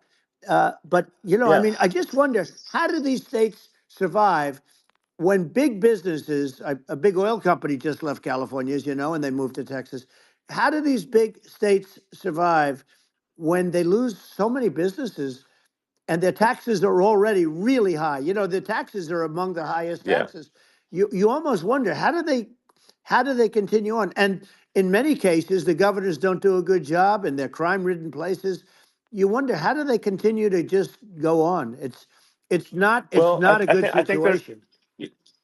I think the only thing that's going to force some of these states to change is if they risk bankruptcy and they're not getting bailed out by the federal Right, government. right. Well, you're That's gonna that's you're the gonna only thing have that's going to that. get them to change. You remember the Yeah, area in California where they had that, where I guess somebody had sticky fingers and they stole a lot of money, and they went into a form of chapter, and it was very yeah, nasty for yeah. a period of time. But now it's probably the most popular place in all of California. So at some point, something like that may have to happen. But the problem is, you can't penalize people that loan money to the state when you have incompetent people like a Pritzker. Look, the family didn't want him in the family business, and then he ends up being governor of Illinois. So what is he going to be? Is he going to be a great governor? And you have people. I could name every one of them. I got to know every one of Yep. these, and some are very good, and some are just horrible. Well, I think the larger point here, too, as you're saying, like a lot of people are concerned about the economy, a lot of people are concerned about inflation, and inflation is effectively a tax on people that save money, Yeah. and for people that are working day to day, it's just a form of taxation, and if we can solve the government spending problem, we'll solve the inflation problem, which means people will have a better standard of living, and Yeah. that's a really big Well, the deal. people that got hurt Um, worst are the people that did it the way they were taught to do it all through, their younger life and their young life and their whole life. The people that saved money and then they got no interest on their money and inflation destroyed them. And frankly, they were almost better off if they didn't do anything like that. I mean, those people have been absolutely decimated, and we're going to bring those people back and help those people. We've got to get the prices down. When I look at bacon costing 4 or 5 times more than it did a few years ago, sure. when you look at some of the food products in grocery stores, people go, they can't believe it. They used to be able to buy a whole cart, and today, a lot of people just don't have the money. They go in and they can't buy anything. They look at Yeah, it's sticker I shock. think They it. call it Yeah, sticker shock, right? I think it really just comes, like I said, I think it just comes down to really, I guess, two things, which is that if you solve government overspending, you solve inflation, which improves living Right. standards of the average person, and then if you deregulate, like have sensible regulations, so because a lot of the regulations are nonsensical and cause the cost to be extreme for no reason, but unless you've got effective deregulation, like Reagan did a great job on deregulation in the '80s, but it's been 40 years since we had That's right. anyone really. I mean, during your administration, we made some progress, but I think there's an opportunity to make, I think, radical progress with sensible regulation. Yeah. And Well, if it was Elon, we those two things, yeah, those are the big yeah, we deals. set a record. We did more deregulation and more restrictions on all of the different businesses than any other president. Remember, I had the rule for everyone we put in, you have to get rid of 10 or 12. And we did Yeah, radical cuts on all of that, and a lot of that's being put back by this administration. And we did radical cuts on things that weren't necessary. But we were all set. We had the best economy ever, maybe in the world. And then what happened is COVID came in, and we had to focus on that, and nobody knew what it was. And I always say I got good marks on economy, good marks on military. We knocked out ISIS. We did so many different things. We rebuilt. But I never got the credit that we really deserved on what we did with COVID. We never got the credit, but we were. If had that not happened, a gift from China, from Wuhan, came in from Wuhan, the Wuhan labs, and I always said it, and it turned out to be right. But Yeah. had that not happened, we were set to start reducing debt. We were going to reduce taxes further. I gave the largest tax cuts, and we were going to reduce taxes still further for middle income people, not only businesses.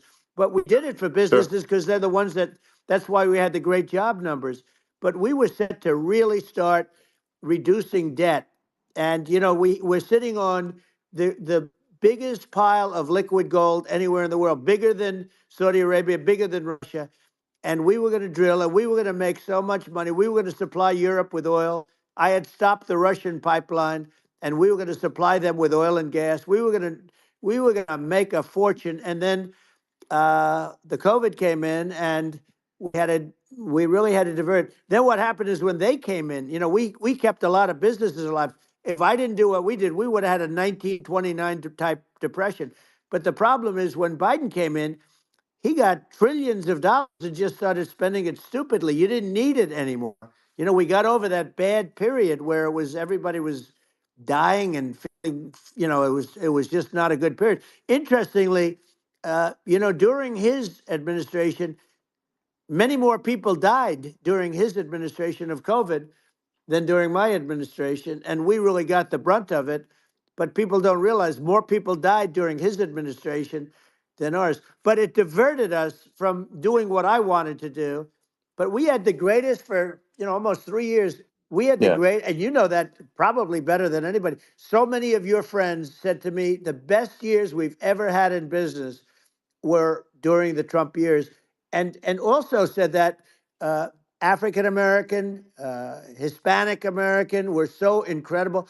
They were having the best. Asian American women, men, young people without a diploma, young people that graduated from the best colleges, from MIT, from the Wharton School, from all of the great colleges, Harvard. They were doing better, and people without a diploma were doing better, and everybody was happy. And then COVID came, and Sure. we had the problem is they spent trillions and trillions of dollars. They wasted. They shouldn't have taken any money, and we wouldn't be having inflation right now, which is killing our country. Yeah. Yeah. Yeah, absolutely. And I mean, I should probably say something about like maybe my views on climate change Yeah, and oil and gas, because I think I'm probably different from what most people would assume, because my views are actually pretty, I think, moderate in this regard, which is that I don't think we should vilify the oil and gas industry and the people that have worked very hard in those industries to provide the necessary energy to support the economy. And if we were to stop using oil and gas right now, we would all be starving, and the economy would collapse. So I don't think it's right to sort of vilify the oil and gas industry, the world has a certain demand for oil and gas, and it's probably better if the United States provides that than some other sure. countries, and it would help with prosperity in the U.S. And at the same time, obviously, my view is like we do over time want to move to a sustainable energy economy, because eventually you do run out of. I mean, you run out of oil and gas. It's not there for. It's not infinite. Um, and there is some risk. I think the risk is not as high as a lot of people say it is with respect to global warming. But I think if you just keep increasing the parts per million in the atmosphere long enough, eventually it actually simply gets uncomfortable to breathe. People don't realize this. If you go past 1,000 parts per million of CO2, you start getting headaches and nausea. And so we're now in the sort of 400 range. We're adding, I think, about roughly 2 parts per million per year. So I mean, it still gives us. So what it means is like we still have quite a bit of time, but so there's not like we don't need to rush, and we don't need to like stop farmers from farming, or you know uh, prevent people from having steaks or Right, basic stuff like right. that. Like you can leave the farmers alone, I agree. in How my opinion. crazy is that where I mean, you have farmers that are not allowed to farm anymore and have to get rid of their cattle, and the whole world is yeah, a that's little silly. crazy, but it's largely taken its lead from us. I do say, though, I've heard in terms of the fossil fuel, because even to create your electric car and create the electricity needed for the electric car, fossil fuel is what really creates that at the generating plants. And, so you sort of can't get away from it at this moment. I mean, someday you might be able to, but I do hear we have anywhere from 100 to 500 years left. Much of it hasn't even been found yet. Yeah. But there are tremendous, like Anwar. I got Anwar in Alaska approved. Ronald Reagan couldn't do it. Nobody could do it. Everybody tried. Nobody could do it. I got it approved. The first thing that Biden did was unimprove to get rid of it. He ended Yeah. it. His secretary went in and she ended it. And what a disgrace. That's Anwar. That's bigger, or they think it could be bigger than Saudi Arabia in Alaska. Could be bigger than Saudi Arabia. But they went in and they terminated it. And I'll get it going very quickly, because not only is it big for Alaska, I mean, you talk about economic development, that for the United States, I mean, that is, they say bigger than Saudi Arabia or the same size, and pure, Yeah. really good stuff. And, they end it. So I think we have, perhaps hundreds of years left. Nobody really knows. But during that Yeah. I mean, time, my something will estimate. come around that will be Yeah. very good. Yeah. Yeah. Well, I mean, and my estimate would be, a little more aggressive than that. But it's not the sort of like we're all going to die in 5 years stuff. That's obviously BS. Um, but I mean, my view is like if you just look at sort of the parts per million that increments every year, you get sort of 2 or 3 parts per million every year of CO2. Uh, y- I mean, I think some of that it's problematic if it accelerates, if you start going from 2 or Right. 3 to say 5, and then there may be some situations where you get just a step change increase in the CO2. Hmm. And I think we don't want to get too close to 1,000 ppm, because like that's actually makes it uncomfortable to breathe. Like just existing in 1,000 ppm CO2 is uncomfortable. That's like that's considered like an industrial hazard. Right. Just so it's that's actually, you start getting headaches and stuff. So it's even without global warming, it's not comfortable to live in. So you don't want to get too close to that. But I mean, I think we've got. I think we want to just move over, and like, and if I don't know, 50 to 100 years from now, we're I don't know, mostly sustainable. I think that'll probably be okay. Um, so it's not like the house is on fire immediately, but I think it is something we need to move towards. And on on balance, it's probably better to move there faster than slower. But like I said, without vilifying the oil and gas industry, and without causing hardship in the short term. I think this can be done without, but people can still have, a stake, and they can still drive gasoline Sure. cars, and it's okay. It's like it's not. I don't think we should vilify people for it, but I think we should just generally lean in the direction of sustainability.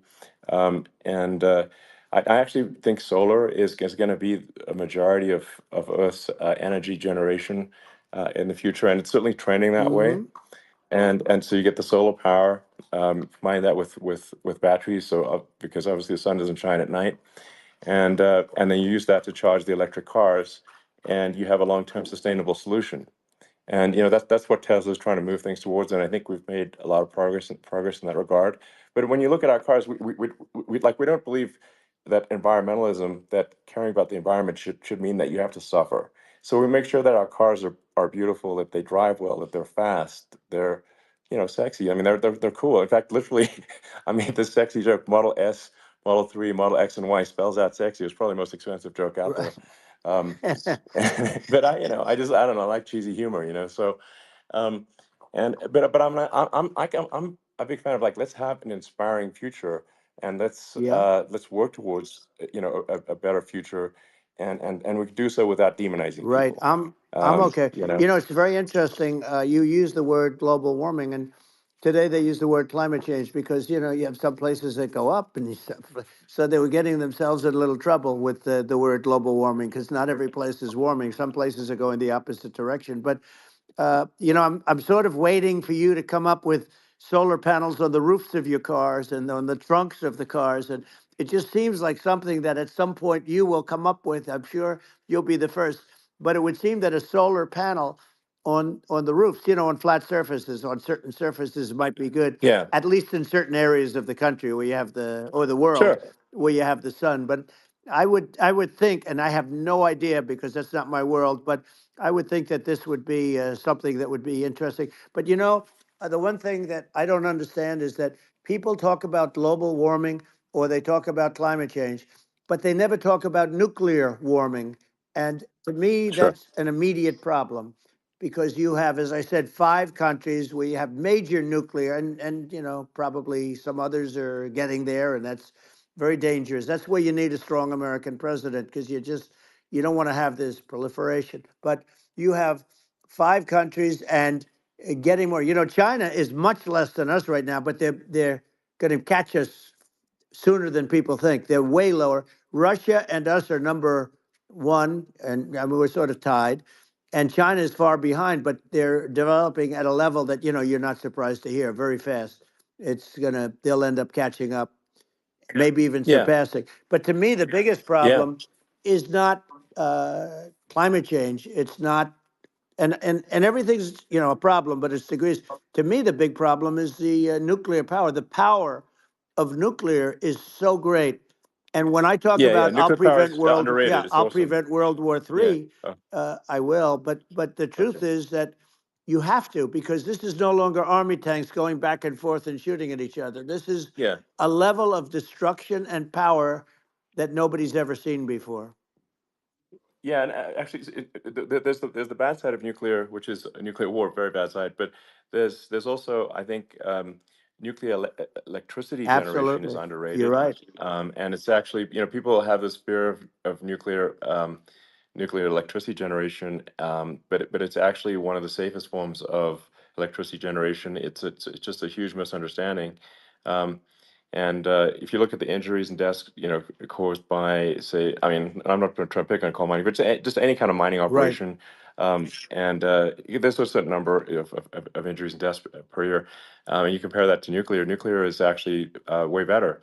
So it's underrated as an electricity source, and I think it's something that's worth reconsidering. But there's so much regulation that people can't get it done. So that Maybe they'll have sort to of change the have it, name. The name is just, it's a rough name. There are some areas yeah, it's a rough like when name. you see what happened in, Good bad right, branding. The we'll have to branding's rough. rebrand it. We'll have to give it a good name. We'll name it after you or something. No, No, it no, has it has a branding problem. When you see what happened it does have a branding problem. when you see what happened in Japan, where they say you won't be able to go on the land for about 3,000 years. Did you ever see that? And in Russia, where they had the problem, where there's a lot of bad things happened, and they have a problem. And they say that in 2,000 years, people will start to occupy the land again. You realize it's pretty bad, No, but that's not true. but you're Well, no, right no, about it. It's amazing. it's actually not that bad. So like after Fukushima happened in Japan, like people were asking me in California, are we worried about like a nuclear cloud coming from Japan? I'm like, no, that's crazy. It's actually it's not even dangerous in Fukushima. I actually flew there and ate locally grown vegetables on TV to prove it. Um, and and I donated a solar water treatment, yeah, a solar powered system for a water treatment plant, and Yeah, but you haven't because the been danger feeling is so just well lately, and I'm worried about no, it. but I mean, I'm it's just only kidding. it's I'm only fine, kidding. it's like Hiroshima and Nagasaki were bombed, but now they're like full cities again. So Right. it's Well, that's clearly great. not That's good. something that That's um, great. so it's not as scary as people think, basically. But Yeah. um, let's see. I mean, are there some other topics we should touch on?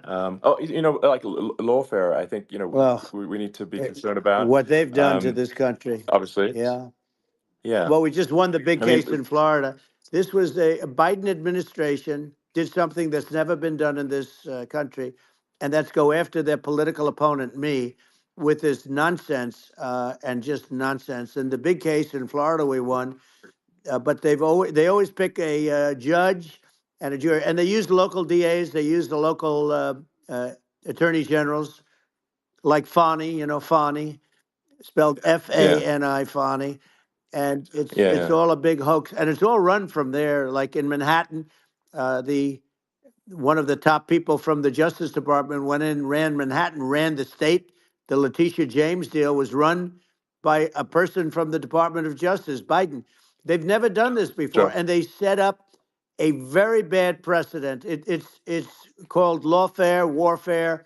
Yeah. It's a terrible thing, and never happened in our country. It does happen in banana republics and third world countries, but it's never Yeah. happened. And the incredible thing is it actually drove my numbers up because people see, fortunately I have a platform like you, or, in all fairness, like a conversation like this, where I can talk about it and people understand. I mean, you fight for election integrity and you end up getting indicted because you're fighting for election integrity. And when the day comes that you can't fight for election integrity, you don't have a country anymore. So what happens? What Yeah. happens is they went after their political opponent, me.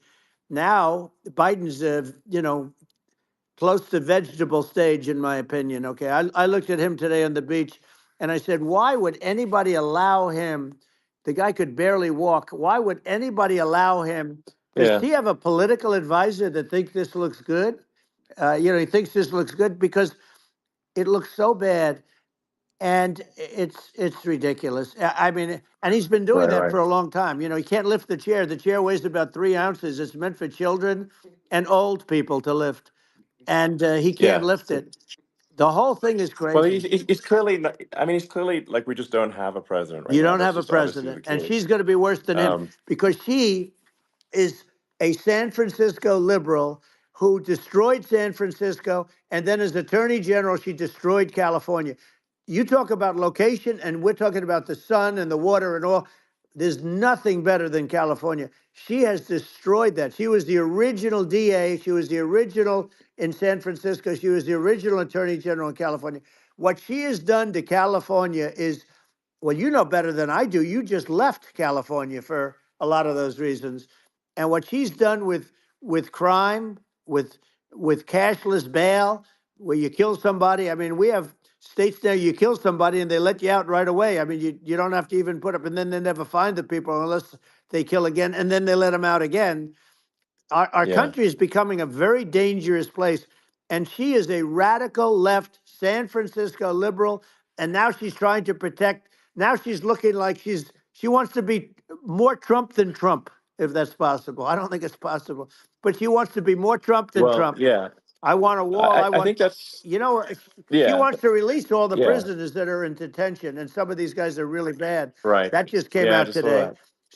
She Yeah. doesn't want to build the wall, even though the walls work. Walls and wheels. In your business, everything you do is obsolete. Almost, well, not the tunnels, but everything is obsolete. Even your rocket ships, they're like a month later, they're obsolete. You find a better way to. The only thing that's not obsolete is a wall and a wheel. And the wall, I built hundreds of miles of wall, and that's why we had such good numbers. I was going to add Yeah. 200 miles. We bought it. We could have flipped it up in 3 weeks, and they sold it for 5 cents on the dollar. That meant, I said, wow, that means that they actually do want to have open borders. She wants to have open borders, and now she's going like she's tough on the border. It's such a lie. Yeah. This is simply not Yeah, true. This is simply no, not and true. everybody Yeah. knows It's it's simply not not true. true. It's a disgrace that she can Yeah. say it. No, I mean, obviously, what's happening sort of overnight is they're rewriting history and making Kamala sound like a moderate when in fact she is far left, like far Worse left. than Bernie Um, Sanders. She is considered more yeah, liberal by far than Bernie Sanders. She's a radical left lunatic. And if she's going to be our president, very quickly, you're not going to have a country anymore. And she'll go back to all of yeah, the things that she believes in. She believes in defunding the police. She believes in no fracking, zero. You don't. Now all of a yeah, sudden she's saying, no, I will. I really want to see fracking. If they got in, the day she got in, she'll end fracking. And by the way, if people didn't think that, the lunatics that really believe in that, they won't vote for her. Like like the yeah, Palestinians and Israel. She is so anti-Israel, and she's bad for both. Biden actually did something that was impossible. Both sides hate him. Both sides. That was a hard yeah. thing to do. Unification. Yeah, no, no. Netanyahu came to give a talk to a joint Senate and House sitting, and I was there, and Kamala stood him up. What does that say? I think Um, it's highly that's disrespectful. And I say, if you're a Jewish person or if you believe in Israel, if you're a person that, is a very pro-Israel, if you vote for her, it's worse than Biden. And Biden was bad. But if you vote for her, you ought to have your head examined. And you see tonight, I mean, as we're doing this, I'm seeing reports coming that they expect an attack tonight or tomorrow from hundreds and maybe thousands of rockets. Their Iron Dome, as they call it, as we all call it, but their shield that they build, that can be swamped. We'll use the term that's yeah, appropriate, swamped. But they yeah. swamp it by shooting enough missiles. You know this better than anybody. By shooting enough missiles, Sure. they can't defend themselves. They just obliterate the whole Yeah, place. And that's what some people think they're looking to do. And we have no leadership. There's no respect for the United States of America with these people. And I'm telling you, yeah, she'll be worse than him because she's a believer yeah. No, in I being think you're right. radical left, and he wasn't. I think you're right. I mean, you really, it's important for the public that may be listening to this to look at Kamala's track record, before the last month, and say, is that a track record you agree with? And I think if you're an independent moderate, you definitely would not agree with it, because it is her behavior has been far left, and we're seeing just an overnight propaganda attempt to rewrite history and make it sound like Kamala's moderate when she in fact is not moderate. Well, Um, so her I think that, running mate approved, signed into legislation, tampons in boys' bathrooms. Okay, now yeah, that's yeah, all I that's have to weird. hear. Tampons in That's boys' weird. bathrooms, and that means she believes Yeah, in that too. I mean, yeah, that's she not picked okay. this guy because he was the closest to her. A lot of people thought she'd pick sort of the opposite, but she picked an anti-Israel radical left person. But she is far worse, they say, than Bernie Sanders. If we have her as a president, if we have a Democrat at this moment as a president, I don't think our country can survive. I think it's a massive. I think we're in massive trouble, frankly, with the Kamala administration, and that's my honest opinion. Um, and uh, and I think really it's essential that you win for the good of the country for this election. And I mean that's I'm just stating my opinion. Now you may have seen this, but I got a letter from the EU Commission saying to not have disinformation on during this discussion that we're having and there's a lot of attempts to do censorship and to force censorship even on Americans from other countries and um, what do you think about that? Well, I know the European Union very well. They take great advantage of the United States in trade, as you know. We, through a different forum, NATO, we protect them. And yet, if you build a car in the United States, you can't sell it in Europe. You just can't sell it. It's impossible. The same thing with our farmers. Our farmers find it very difficult to do business. We have a deficit with them of $250 billion, which people don't know. It sounds so nice, the European Union, but let me tell you, they're not as tough as China, but they're bad. And I let them know it. And that's probably why they notified you. No, they don't treat our country well. We defend them, with Ukraine. So we're in for 250 billion, and they're in for about 71 billion, and they have the same size. It's if you add up the European nations that in terms of an economy, it's about the same size. When you say as us, and they're in, Yeah, and they're in much greater risk. They they're right there. We have an ocean separating us from, in this case, the enemy would be Russia. It used to be for the yeah, Soviet Union, but let's assume they're close enough.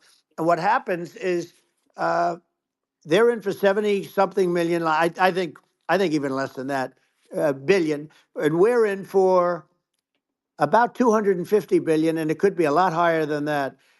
And I say, why aren't you going to equalize? Why aren't they paying what we're paying? And they're in much more, it's much more important for them because of the fact that, they're right near there. I mean, they're all sort of in that location. We're not. But They Yeah. should, they should, and I did it with NATO. There were only 7 countries that were paid up in NATO out of 28 at the time. And the United States Yeah. was subsidizing, Yeah. the United States was subsidizing NATO, tremendously subsidizing NATO. And I said, I went Yeah. in and I said, you Yeah. got to pay up. If you don't pay up, we're not going to defend you any longer. I took a lot of heat, but you know what happened? Billions and billions of dollars came flowing in. And, Yeah. I think a lot of the public isn't aware of the fact that the United States pays a disproportionate share of the NATO expenses. and then we get Even though taken like advantage of on trade. So think yeah, about it. well, I mean, the point of NATO is defending Europe, and it's it's like then okay, well, why is the United States paying disproportionately more to defend Europe than Europe? That doesn't make sense. That's unfair, and that is an appropriate thing to address. Well, Um, when you talk about so cost cutting and savings and everything else, I mean, honestly, look, there's nobody that feels worse about the Ukraine situation than I do because I know it would have never happened. I know Zelensky. He was very honorable to me because when they went with the Russia hoax and they said I had a phone call with him, he said it was a perfect phone call. It was a great phone call. He could have grandstanded and, said, oh, he was very threatening. He said, no, it was a very nice phone call. I called him up to congratulate him on his win, and you end up getting impeached because these people are yeah, yeah, lunatics. I was talking about the difference from the people within and the enemies on the outside. In many cases, the people from within are more dangerous for our country than the Russias and the Chinas. If you have a smart president, you're not going to have a problem with them. You're going to do things. yeah, Now they've taken advantage yeah, of us absolutely. incredibly, but you're going to do things with the right person. Yeah, well, I think it's obvious that you're a believer and an advocate of free speech because during your first term as president, you were attacked relentlessly every day, often very unfairly with with false attacks, and you didn't try to shut down the media, you didn't try to uh, inhibit their freedom of speech, and I think that says a lot. Well, the good thing is that you and I have, and some people, very few, we can get the word out. Although sometimes it's hard because they don't want to print it. Like we're having a great conversation right now. Kamala wouldn't have this conversation. She can't because she's not No. smart. She's not a smart person, by the way. She can't have this conversation. And Biden, we don't even have to talk about it. I mean, he couldn't have this conversation. He would have given up on the first half of a question. He would have walked out. He would have said, "Where am I? Where am I going?" So anyway, but Yeah, no, he wouldn't have this. that's true. Not a lot of people would have this conversation, but we cover a lot of territory. But the beauty is that we can have a conversation, and Yes, you I'm can actually able have a to get it out conversation. without because I get treated This is a unfairly this by is a the really press. big point. You can actually have a conversation with you, Yeah, it's nice, isn't it? and you can't have a conversation with Biden or Kamala. It's like it's not possible. That's true. Um, It's this is like talking to an NPC. So no. it's just Well, impossible. but think of it. We need a man or person who's unbelievably sharp in order to stop all the nuclear danger and all the dangers that I'm talking about. And I got along with all these. I got along with Kim Jong Un. We had dinner, we had everything, and he really liked me, and I got along with him really well. By the way, he's the absolute boss over there. A lot of people said, "Oh, do you think he really?" That's for Let me sure. tell you, I saw things that you don't want to know about. He is the boss. But we had a good relationship, and he doesn't like Biden. He considers him a stupid man. He said he's a stupid man. Well, at least he speaks his mind. But in this country, you're not sort of allowed to say it, but I guess you are. You should be allowed to say it if Yeah, it's true. But we need smart people, and we need people that have an ability to lead. And she doesn't have that ability. Can you imagine? Now, yeah. Chairman Xi very well. Can you imagine her and him negotiating or No, it's even silly. It would be standing silly. together? It is the whole concept Yeah. is ridiculous. She is terrible. She's terrible. But she's getting a free ride. I It saw a would. picture of her Yeah, yeah, on Time Magazine today. She looks like the most beautiful actress ever to live. It was a drawing, and actually, yeah, she looked very much like our great first lady, Melania. She looked, she looked, yeah. didn't look, Yeah. she didn't look like Camilla. That's right. But of course, she's a beautiful woman, so we'll leave it at that, right?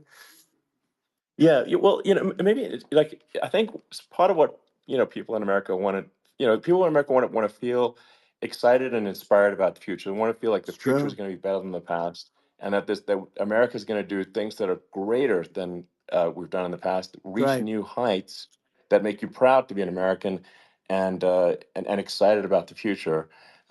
They want the I American think dream this, back. They want the American dream back. More important than anything else. It's like you don't have that today because the people they've been just sucked. They see incompetent people running our. You know, the Biden thing is very interesting. People just found him to be incompetent, and when I debated him, I was like, "Is this for real?" It was yeah, it was just absurd. But I think there are like some grand projects that we could do. I mean, I think like we could build a base on the moon. We could send American astronauts to Mars. We right. could build high speed Yep. connections that are more advanced than anything else in the world between our cities, so people have fast transport. Um, that it's possible to solve traffic with tunnels. That's right. We already made great progress in Vegas doing that, and and just do things that are exciting and inspiring and make the future feel like it's better than the past. Well, I saw And what you did in Vegas, and I'll tell you, it was amazing. I got to see. I took a big glimpse at it, and it's incredible. It's incredible, and you could do that all over. You could do that all over.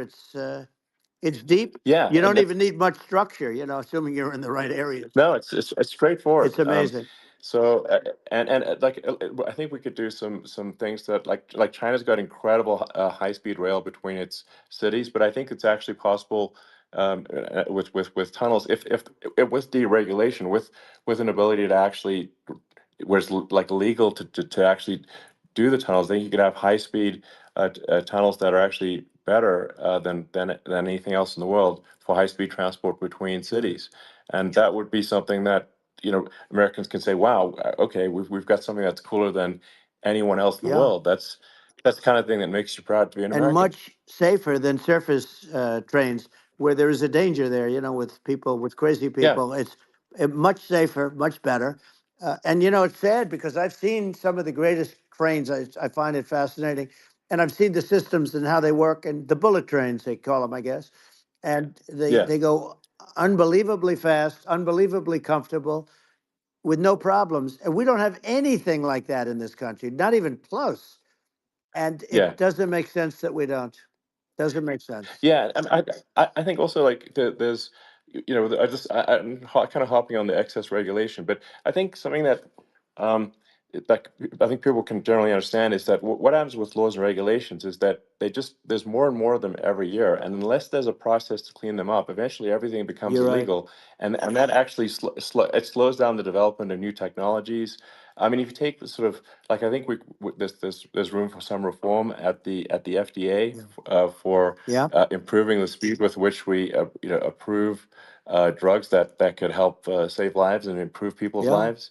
Um, and I uh, worked very and hard and on that. you know We got that down yeah, to the lowest number ever, and we got therapeutics approved in the FDA that people can't even believe the speed. But I took them on. I don't think they like me too much, but I got things approved in the FDA at numbers that they wouldn't believe. And it's a very bureaucratic group. Actually, it's a fine group of people in many cases. I got to know a lot of them, but I was pushing them really hard for Regeneron, for so many different things that were really pretty amazing. But the FDA takes too long. It's 12 years to get a product approved. I got it down to 4, and I yeah. got some things done very quickly. But it's really something that is going to have to be worked on because it takes too long.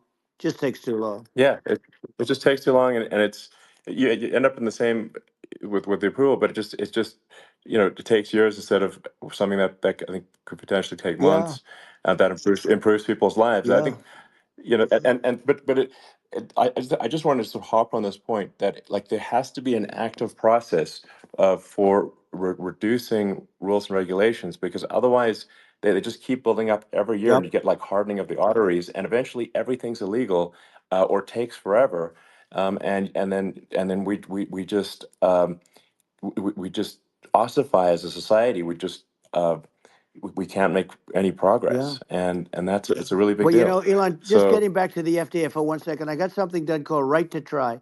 This is where you can go in and if you're terminally ill, you can use a space age, medicine or whatever it may be. We have the best doctors, the best labs in the world. We really do. And but people would go to other countries because you couldn't use the product, even if they thought it worked, because it's going through the FDA. I got it approved Yeah. where you can Yeah. you basically you look. Nobody wanted, the doctors didn't want it because of the liability. The country didn't want it, our country, because they didn't want to get sued. These are people terminally ill. The insurance companies didn't want it, and the pharmaceutical companies. Nobody wanted it. I got everybody into a room, and we came up with an agreement that you won't get sued. And also, they didn't want it on their record. If somebody's terminally ill and they die after taking a drug, they didn't want that on their record. So we set a separate list. If somebody was, so it wouldn't count as a negative. Yeah. Okay. And as you know, we got it Yeah. done. We have saved right to try. They've been trying to get this done for 58 Yeah. years. And it sounds simple, but it wasn't, because, the insurance companies, nobody wanted it, but we got it done. Sure. Somebody you sign a document that you're not going to sue the insurance companies, the country, you're not going to sue anybody. And we got it done. And we're saving tens of thousands of lives, right to try. Hopefully you never need it. But if you Yeah. do, you don't have to travel to Asia. People, Right. if they had money, they go to Yeah. Asia, they go Sure. to Europe. If they don't have money, they go home and die. That's what happened. They'd go home and Yeah. die. Well, I mean, and actually, to give Europe some props here, it's like if a drug is approved in Europe, which has a crazy amount of regulations, it should obviously be approved in the U.S. Yeah. I mean, they got more regulations than we do. So why would a drug be approved in Europe and not in the U.S.? That's crazy. Well, we did it. We did Um, something that really, they've been trying to do it for 50 years, and they just couldn't get it done, and I got it done. And it's really something. But you're right. Some people go to Europe because a drug isn't approved here, but it's approved in Europe, and it's a drug that, generally speaking, would yeah, work. It's pretty crazy. You're absolutely. right. And I think so, as long as people are properly informed of the pros and cons, and like these are the risks, this is the risk, and like you make your own decision. Yeah. That makes sense. Well, I think just, So in sort of closing up, and by the way, I'm looking at the numbers. You got a lot of people listening. I hope you don't get yeah. nervous, because you got a lot of people listening to you right now, like 60 million or something. What is that number? It's crazy. It's amazing how you can see that right away. How many? What is the number? Wow. What is it? Well, Wow. I think in Wow, terms of that's a people that's a that big that's bigger than you said. You said 25, and you're much more than double that number, 25 million. I think you're going to be 60 or 70. And I guess over a period of time, hey, I congratulate you. Do I get paid for this or not? well, I think actually in terms of the number of people that will hear this conversation over the next few days to Right. weeks, it's going to be hundreds of That's what they millions. say. Yeah, that's good. Well, look, it's an Yeah. honor. Yeah, I just asked this, are you better off now, or were you better off when I was president? Nobody's better off now. People, we put out polls on that, and nobody's better off now. Inflation has killed it. And they also feel very unsafe. You look at what's going on with a lot of different things. You look at the riots we had at the Yeah. colleges over, I mean, it's ridiculous, but Right. all of the riots, they just feel unsafe. And now they really feel unsafe because you have a new form of crime. It's called migrant crime. I call it Biden Well, migrant yeah. crime. Maybe I'll call it Well, Kamala I, migrant crime. But I mean, with all these things, I always try to get to the ground truth by just asking people. And my mom lives in New York, and I was like, Mom, do have any of your friends, been attacked or assaulted? And she said, yeah, three of her friends in three separate crazy. incidents were assaulted just in recent months, just walking around the streets of New York. And I said, well, what happened to the people that assaulted them? Oh, nothing. They got away. Like, and they just They know that always get away. nothing's going. And they don't ever, and they don't even bother reporting it because there's not. They know that there's not. They're not going to. People are not going to get prosecuted. They just let violent criminals out in New York The only one with that gets zero bail. prosecuted is Donald Trump. They don't get, they prosecute Trump. Yeah, I mean it's just obviously messed up Oh, it's terrible. if violent criminals are being getting off scot Yep. free, and meanwhile the New York spending massive resources prosecuting you, and it's like what's this and I think the sort of sensible public looks at this and says, "What the heck's going on here? This is obviously abuse of the legal system."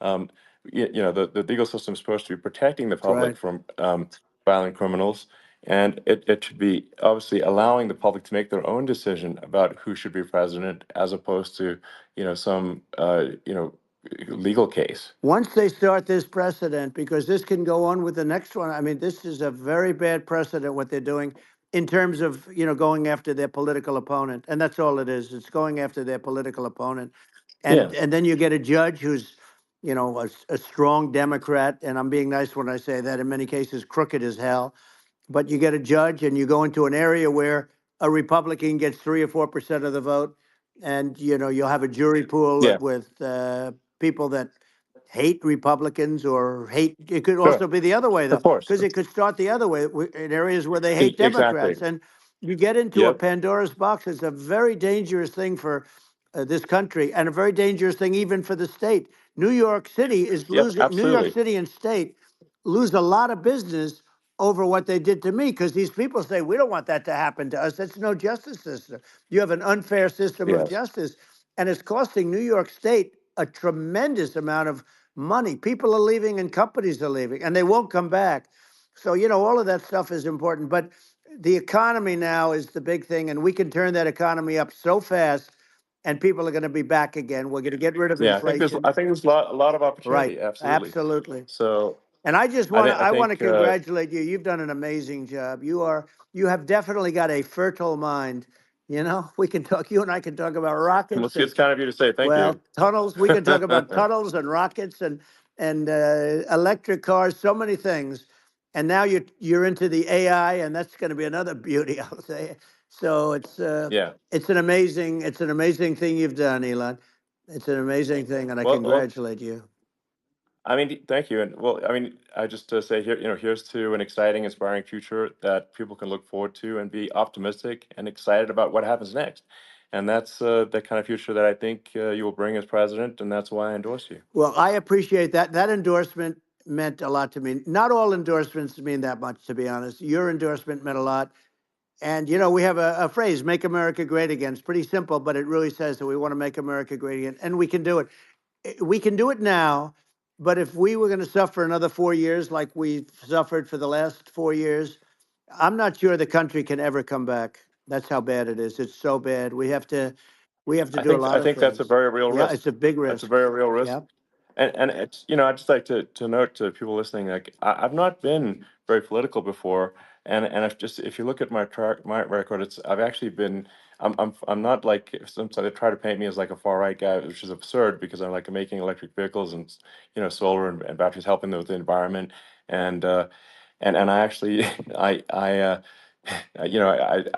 supported Obama. I stood in line for 6 hours to shake Obama's hand when he was running for president, and so it's not like I'm like some sort of dyed in the wool long term Republican. I call myself, uh, historically a moderate Democrat, but now I feel like we're really at a critical juncture for the country, and uh, I think a lot of people thought the Biden administration would be a moderate administration, but it's not, and obviously we're just going to see an even further left uh, administration with Kamala. That's my honest opinion. I mean, her dad is literally. I mean, she was brought up as an actual. Her dad is a Marxist economist. You can Google it. I mean, it's not a. We're not making this up. That's how she was brought up. So. And we want to have a future that is prosperous, and I think we're just at this critical juncture, and I think this is a case of the America is kind of at a fork in the road, It's true. and I think it will take if the path to, like you are the path to prosperity, and I think Kamala is the opposite.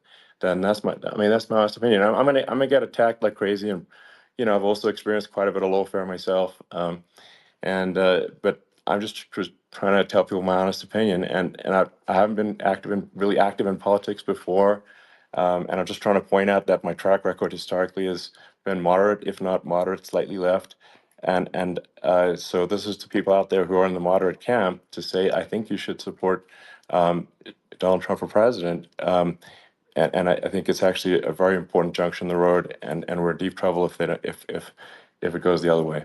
Well, I want to thank you. And, I actually always did think of you as somewhat left. I must say that. So it's Yeah. even more of an Well, honor to have yeah. your endorsement. I know how strong you feel about it.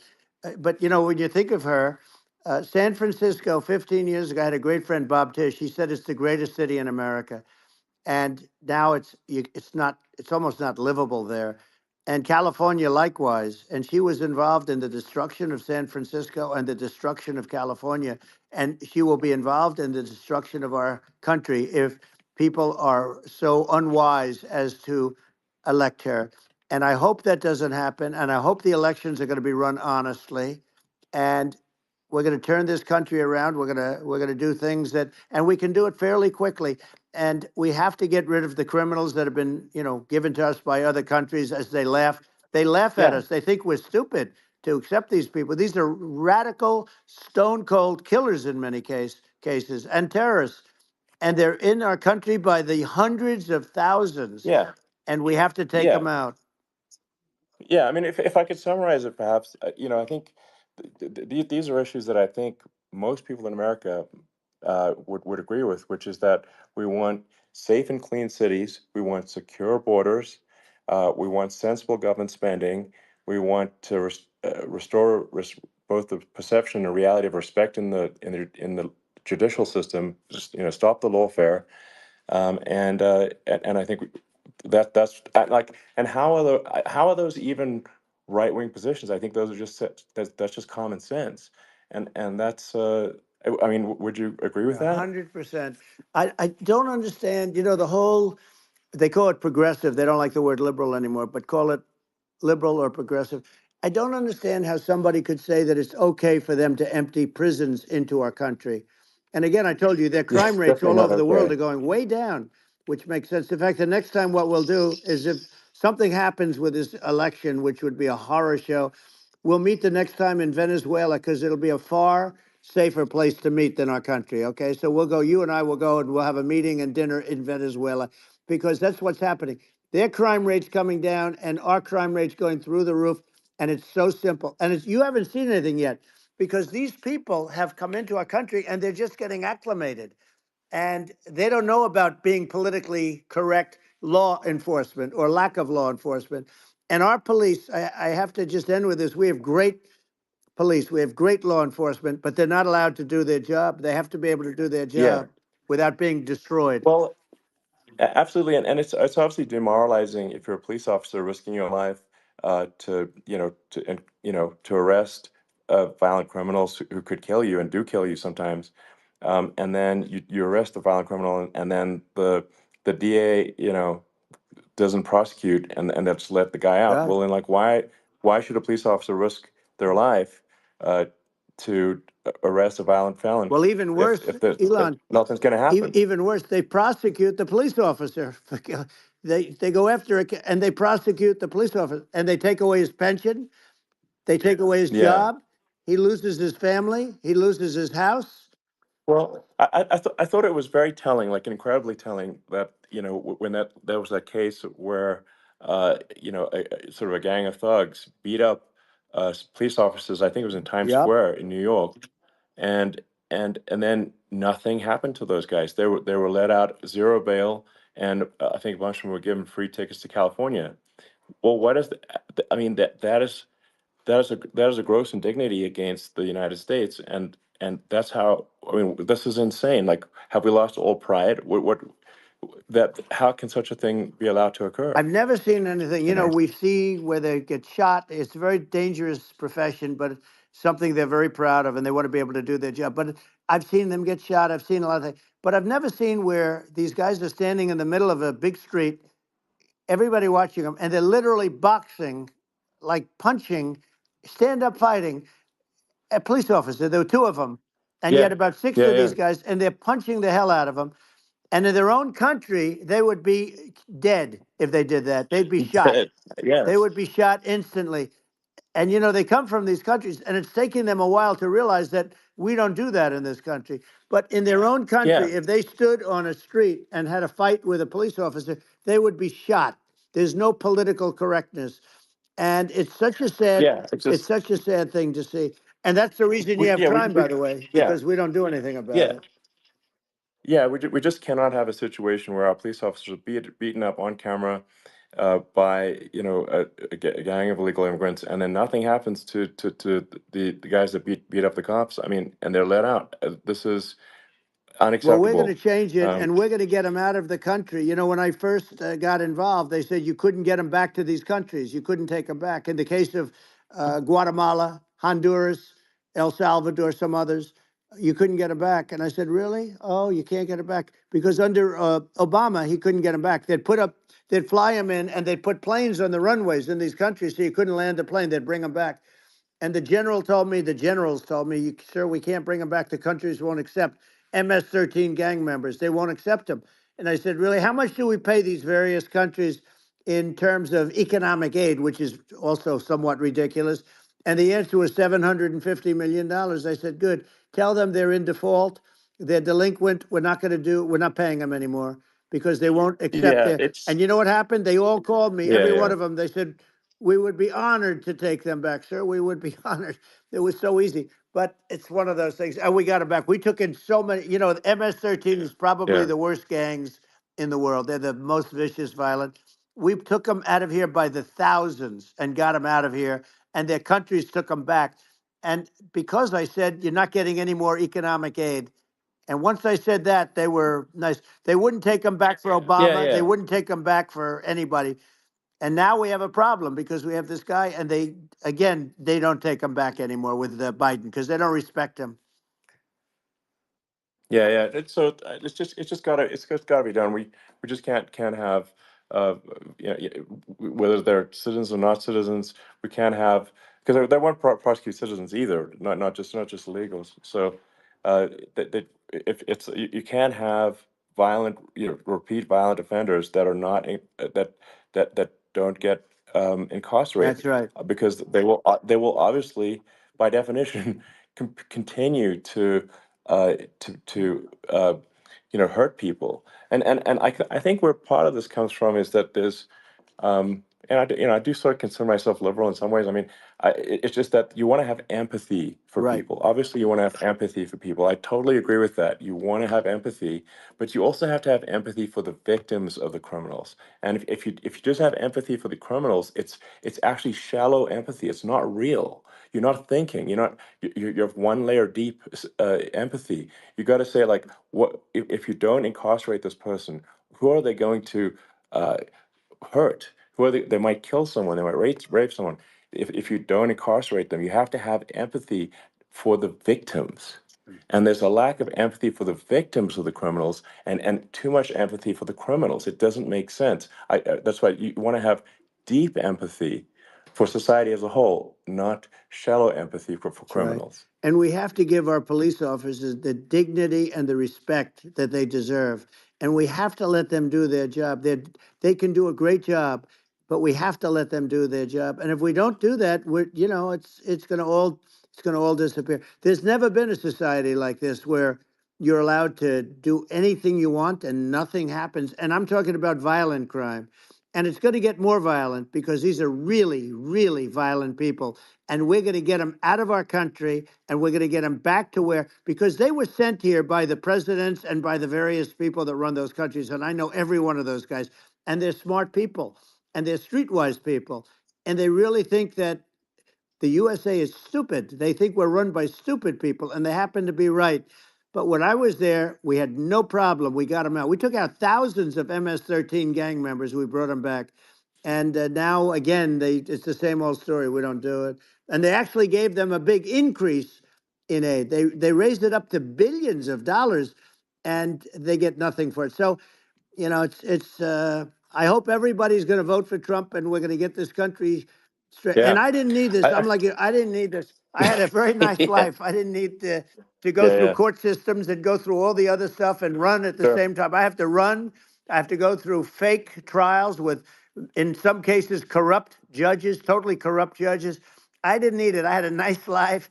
I have great locations. I have beautiful oceans that I have places.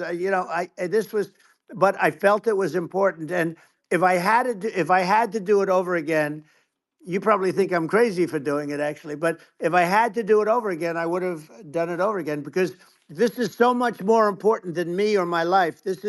We're going to save this country. This country is going down. And these people are bad people that we're running against, and they're liars. They make statements. They do things that are so bad. They say they're going to make a strong border. They say they've been great on the border, and they've been the worst in history. They say they're going to It's stop horrible. Like crime. the And facts speak for themselves. The it's so facts incredible. speak for themselves. Like it's gotten to the point where people just don't even bother reporting crime in a lot of That's cities right. because they know nothing is going to happen. Um, that's what I hear anecdotally from people all the time. So it's just my values. I'm just saying to people out there, like the things I think are important for the future is like we've got to have safe cities, we've got to have secure borders, we've got to have sensible spending, and we've got to have deregulation, and Right. so we can have a prosperous future. And then we want to have some exciting, sort of moonshot projects that people can get fired up about. And that's the future I'm looking for. And I'm pro environment, but I'm not against. I'm not like I don't think we should vilify the oil and gas industry because they're keeping civilization going right now. And but I do think we want to move at a reasonable speed towards a sustainable energy economy. Those are my values, and I think and so I mean that's why I'm supporting you for president.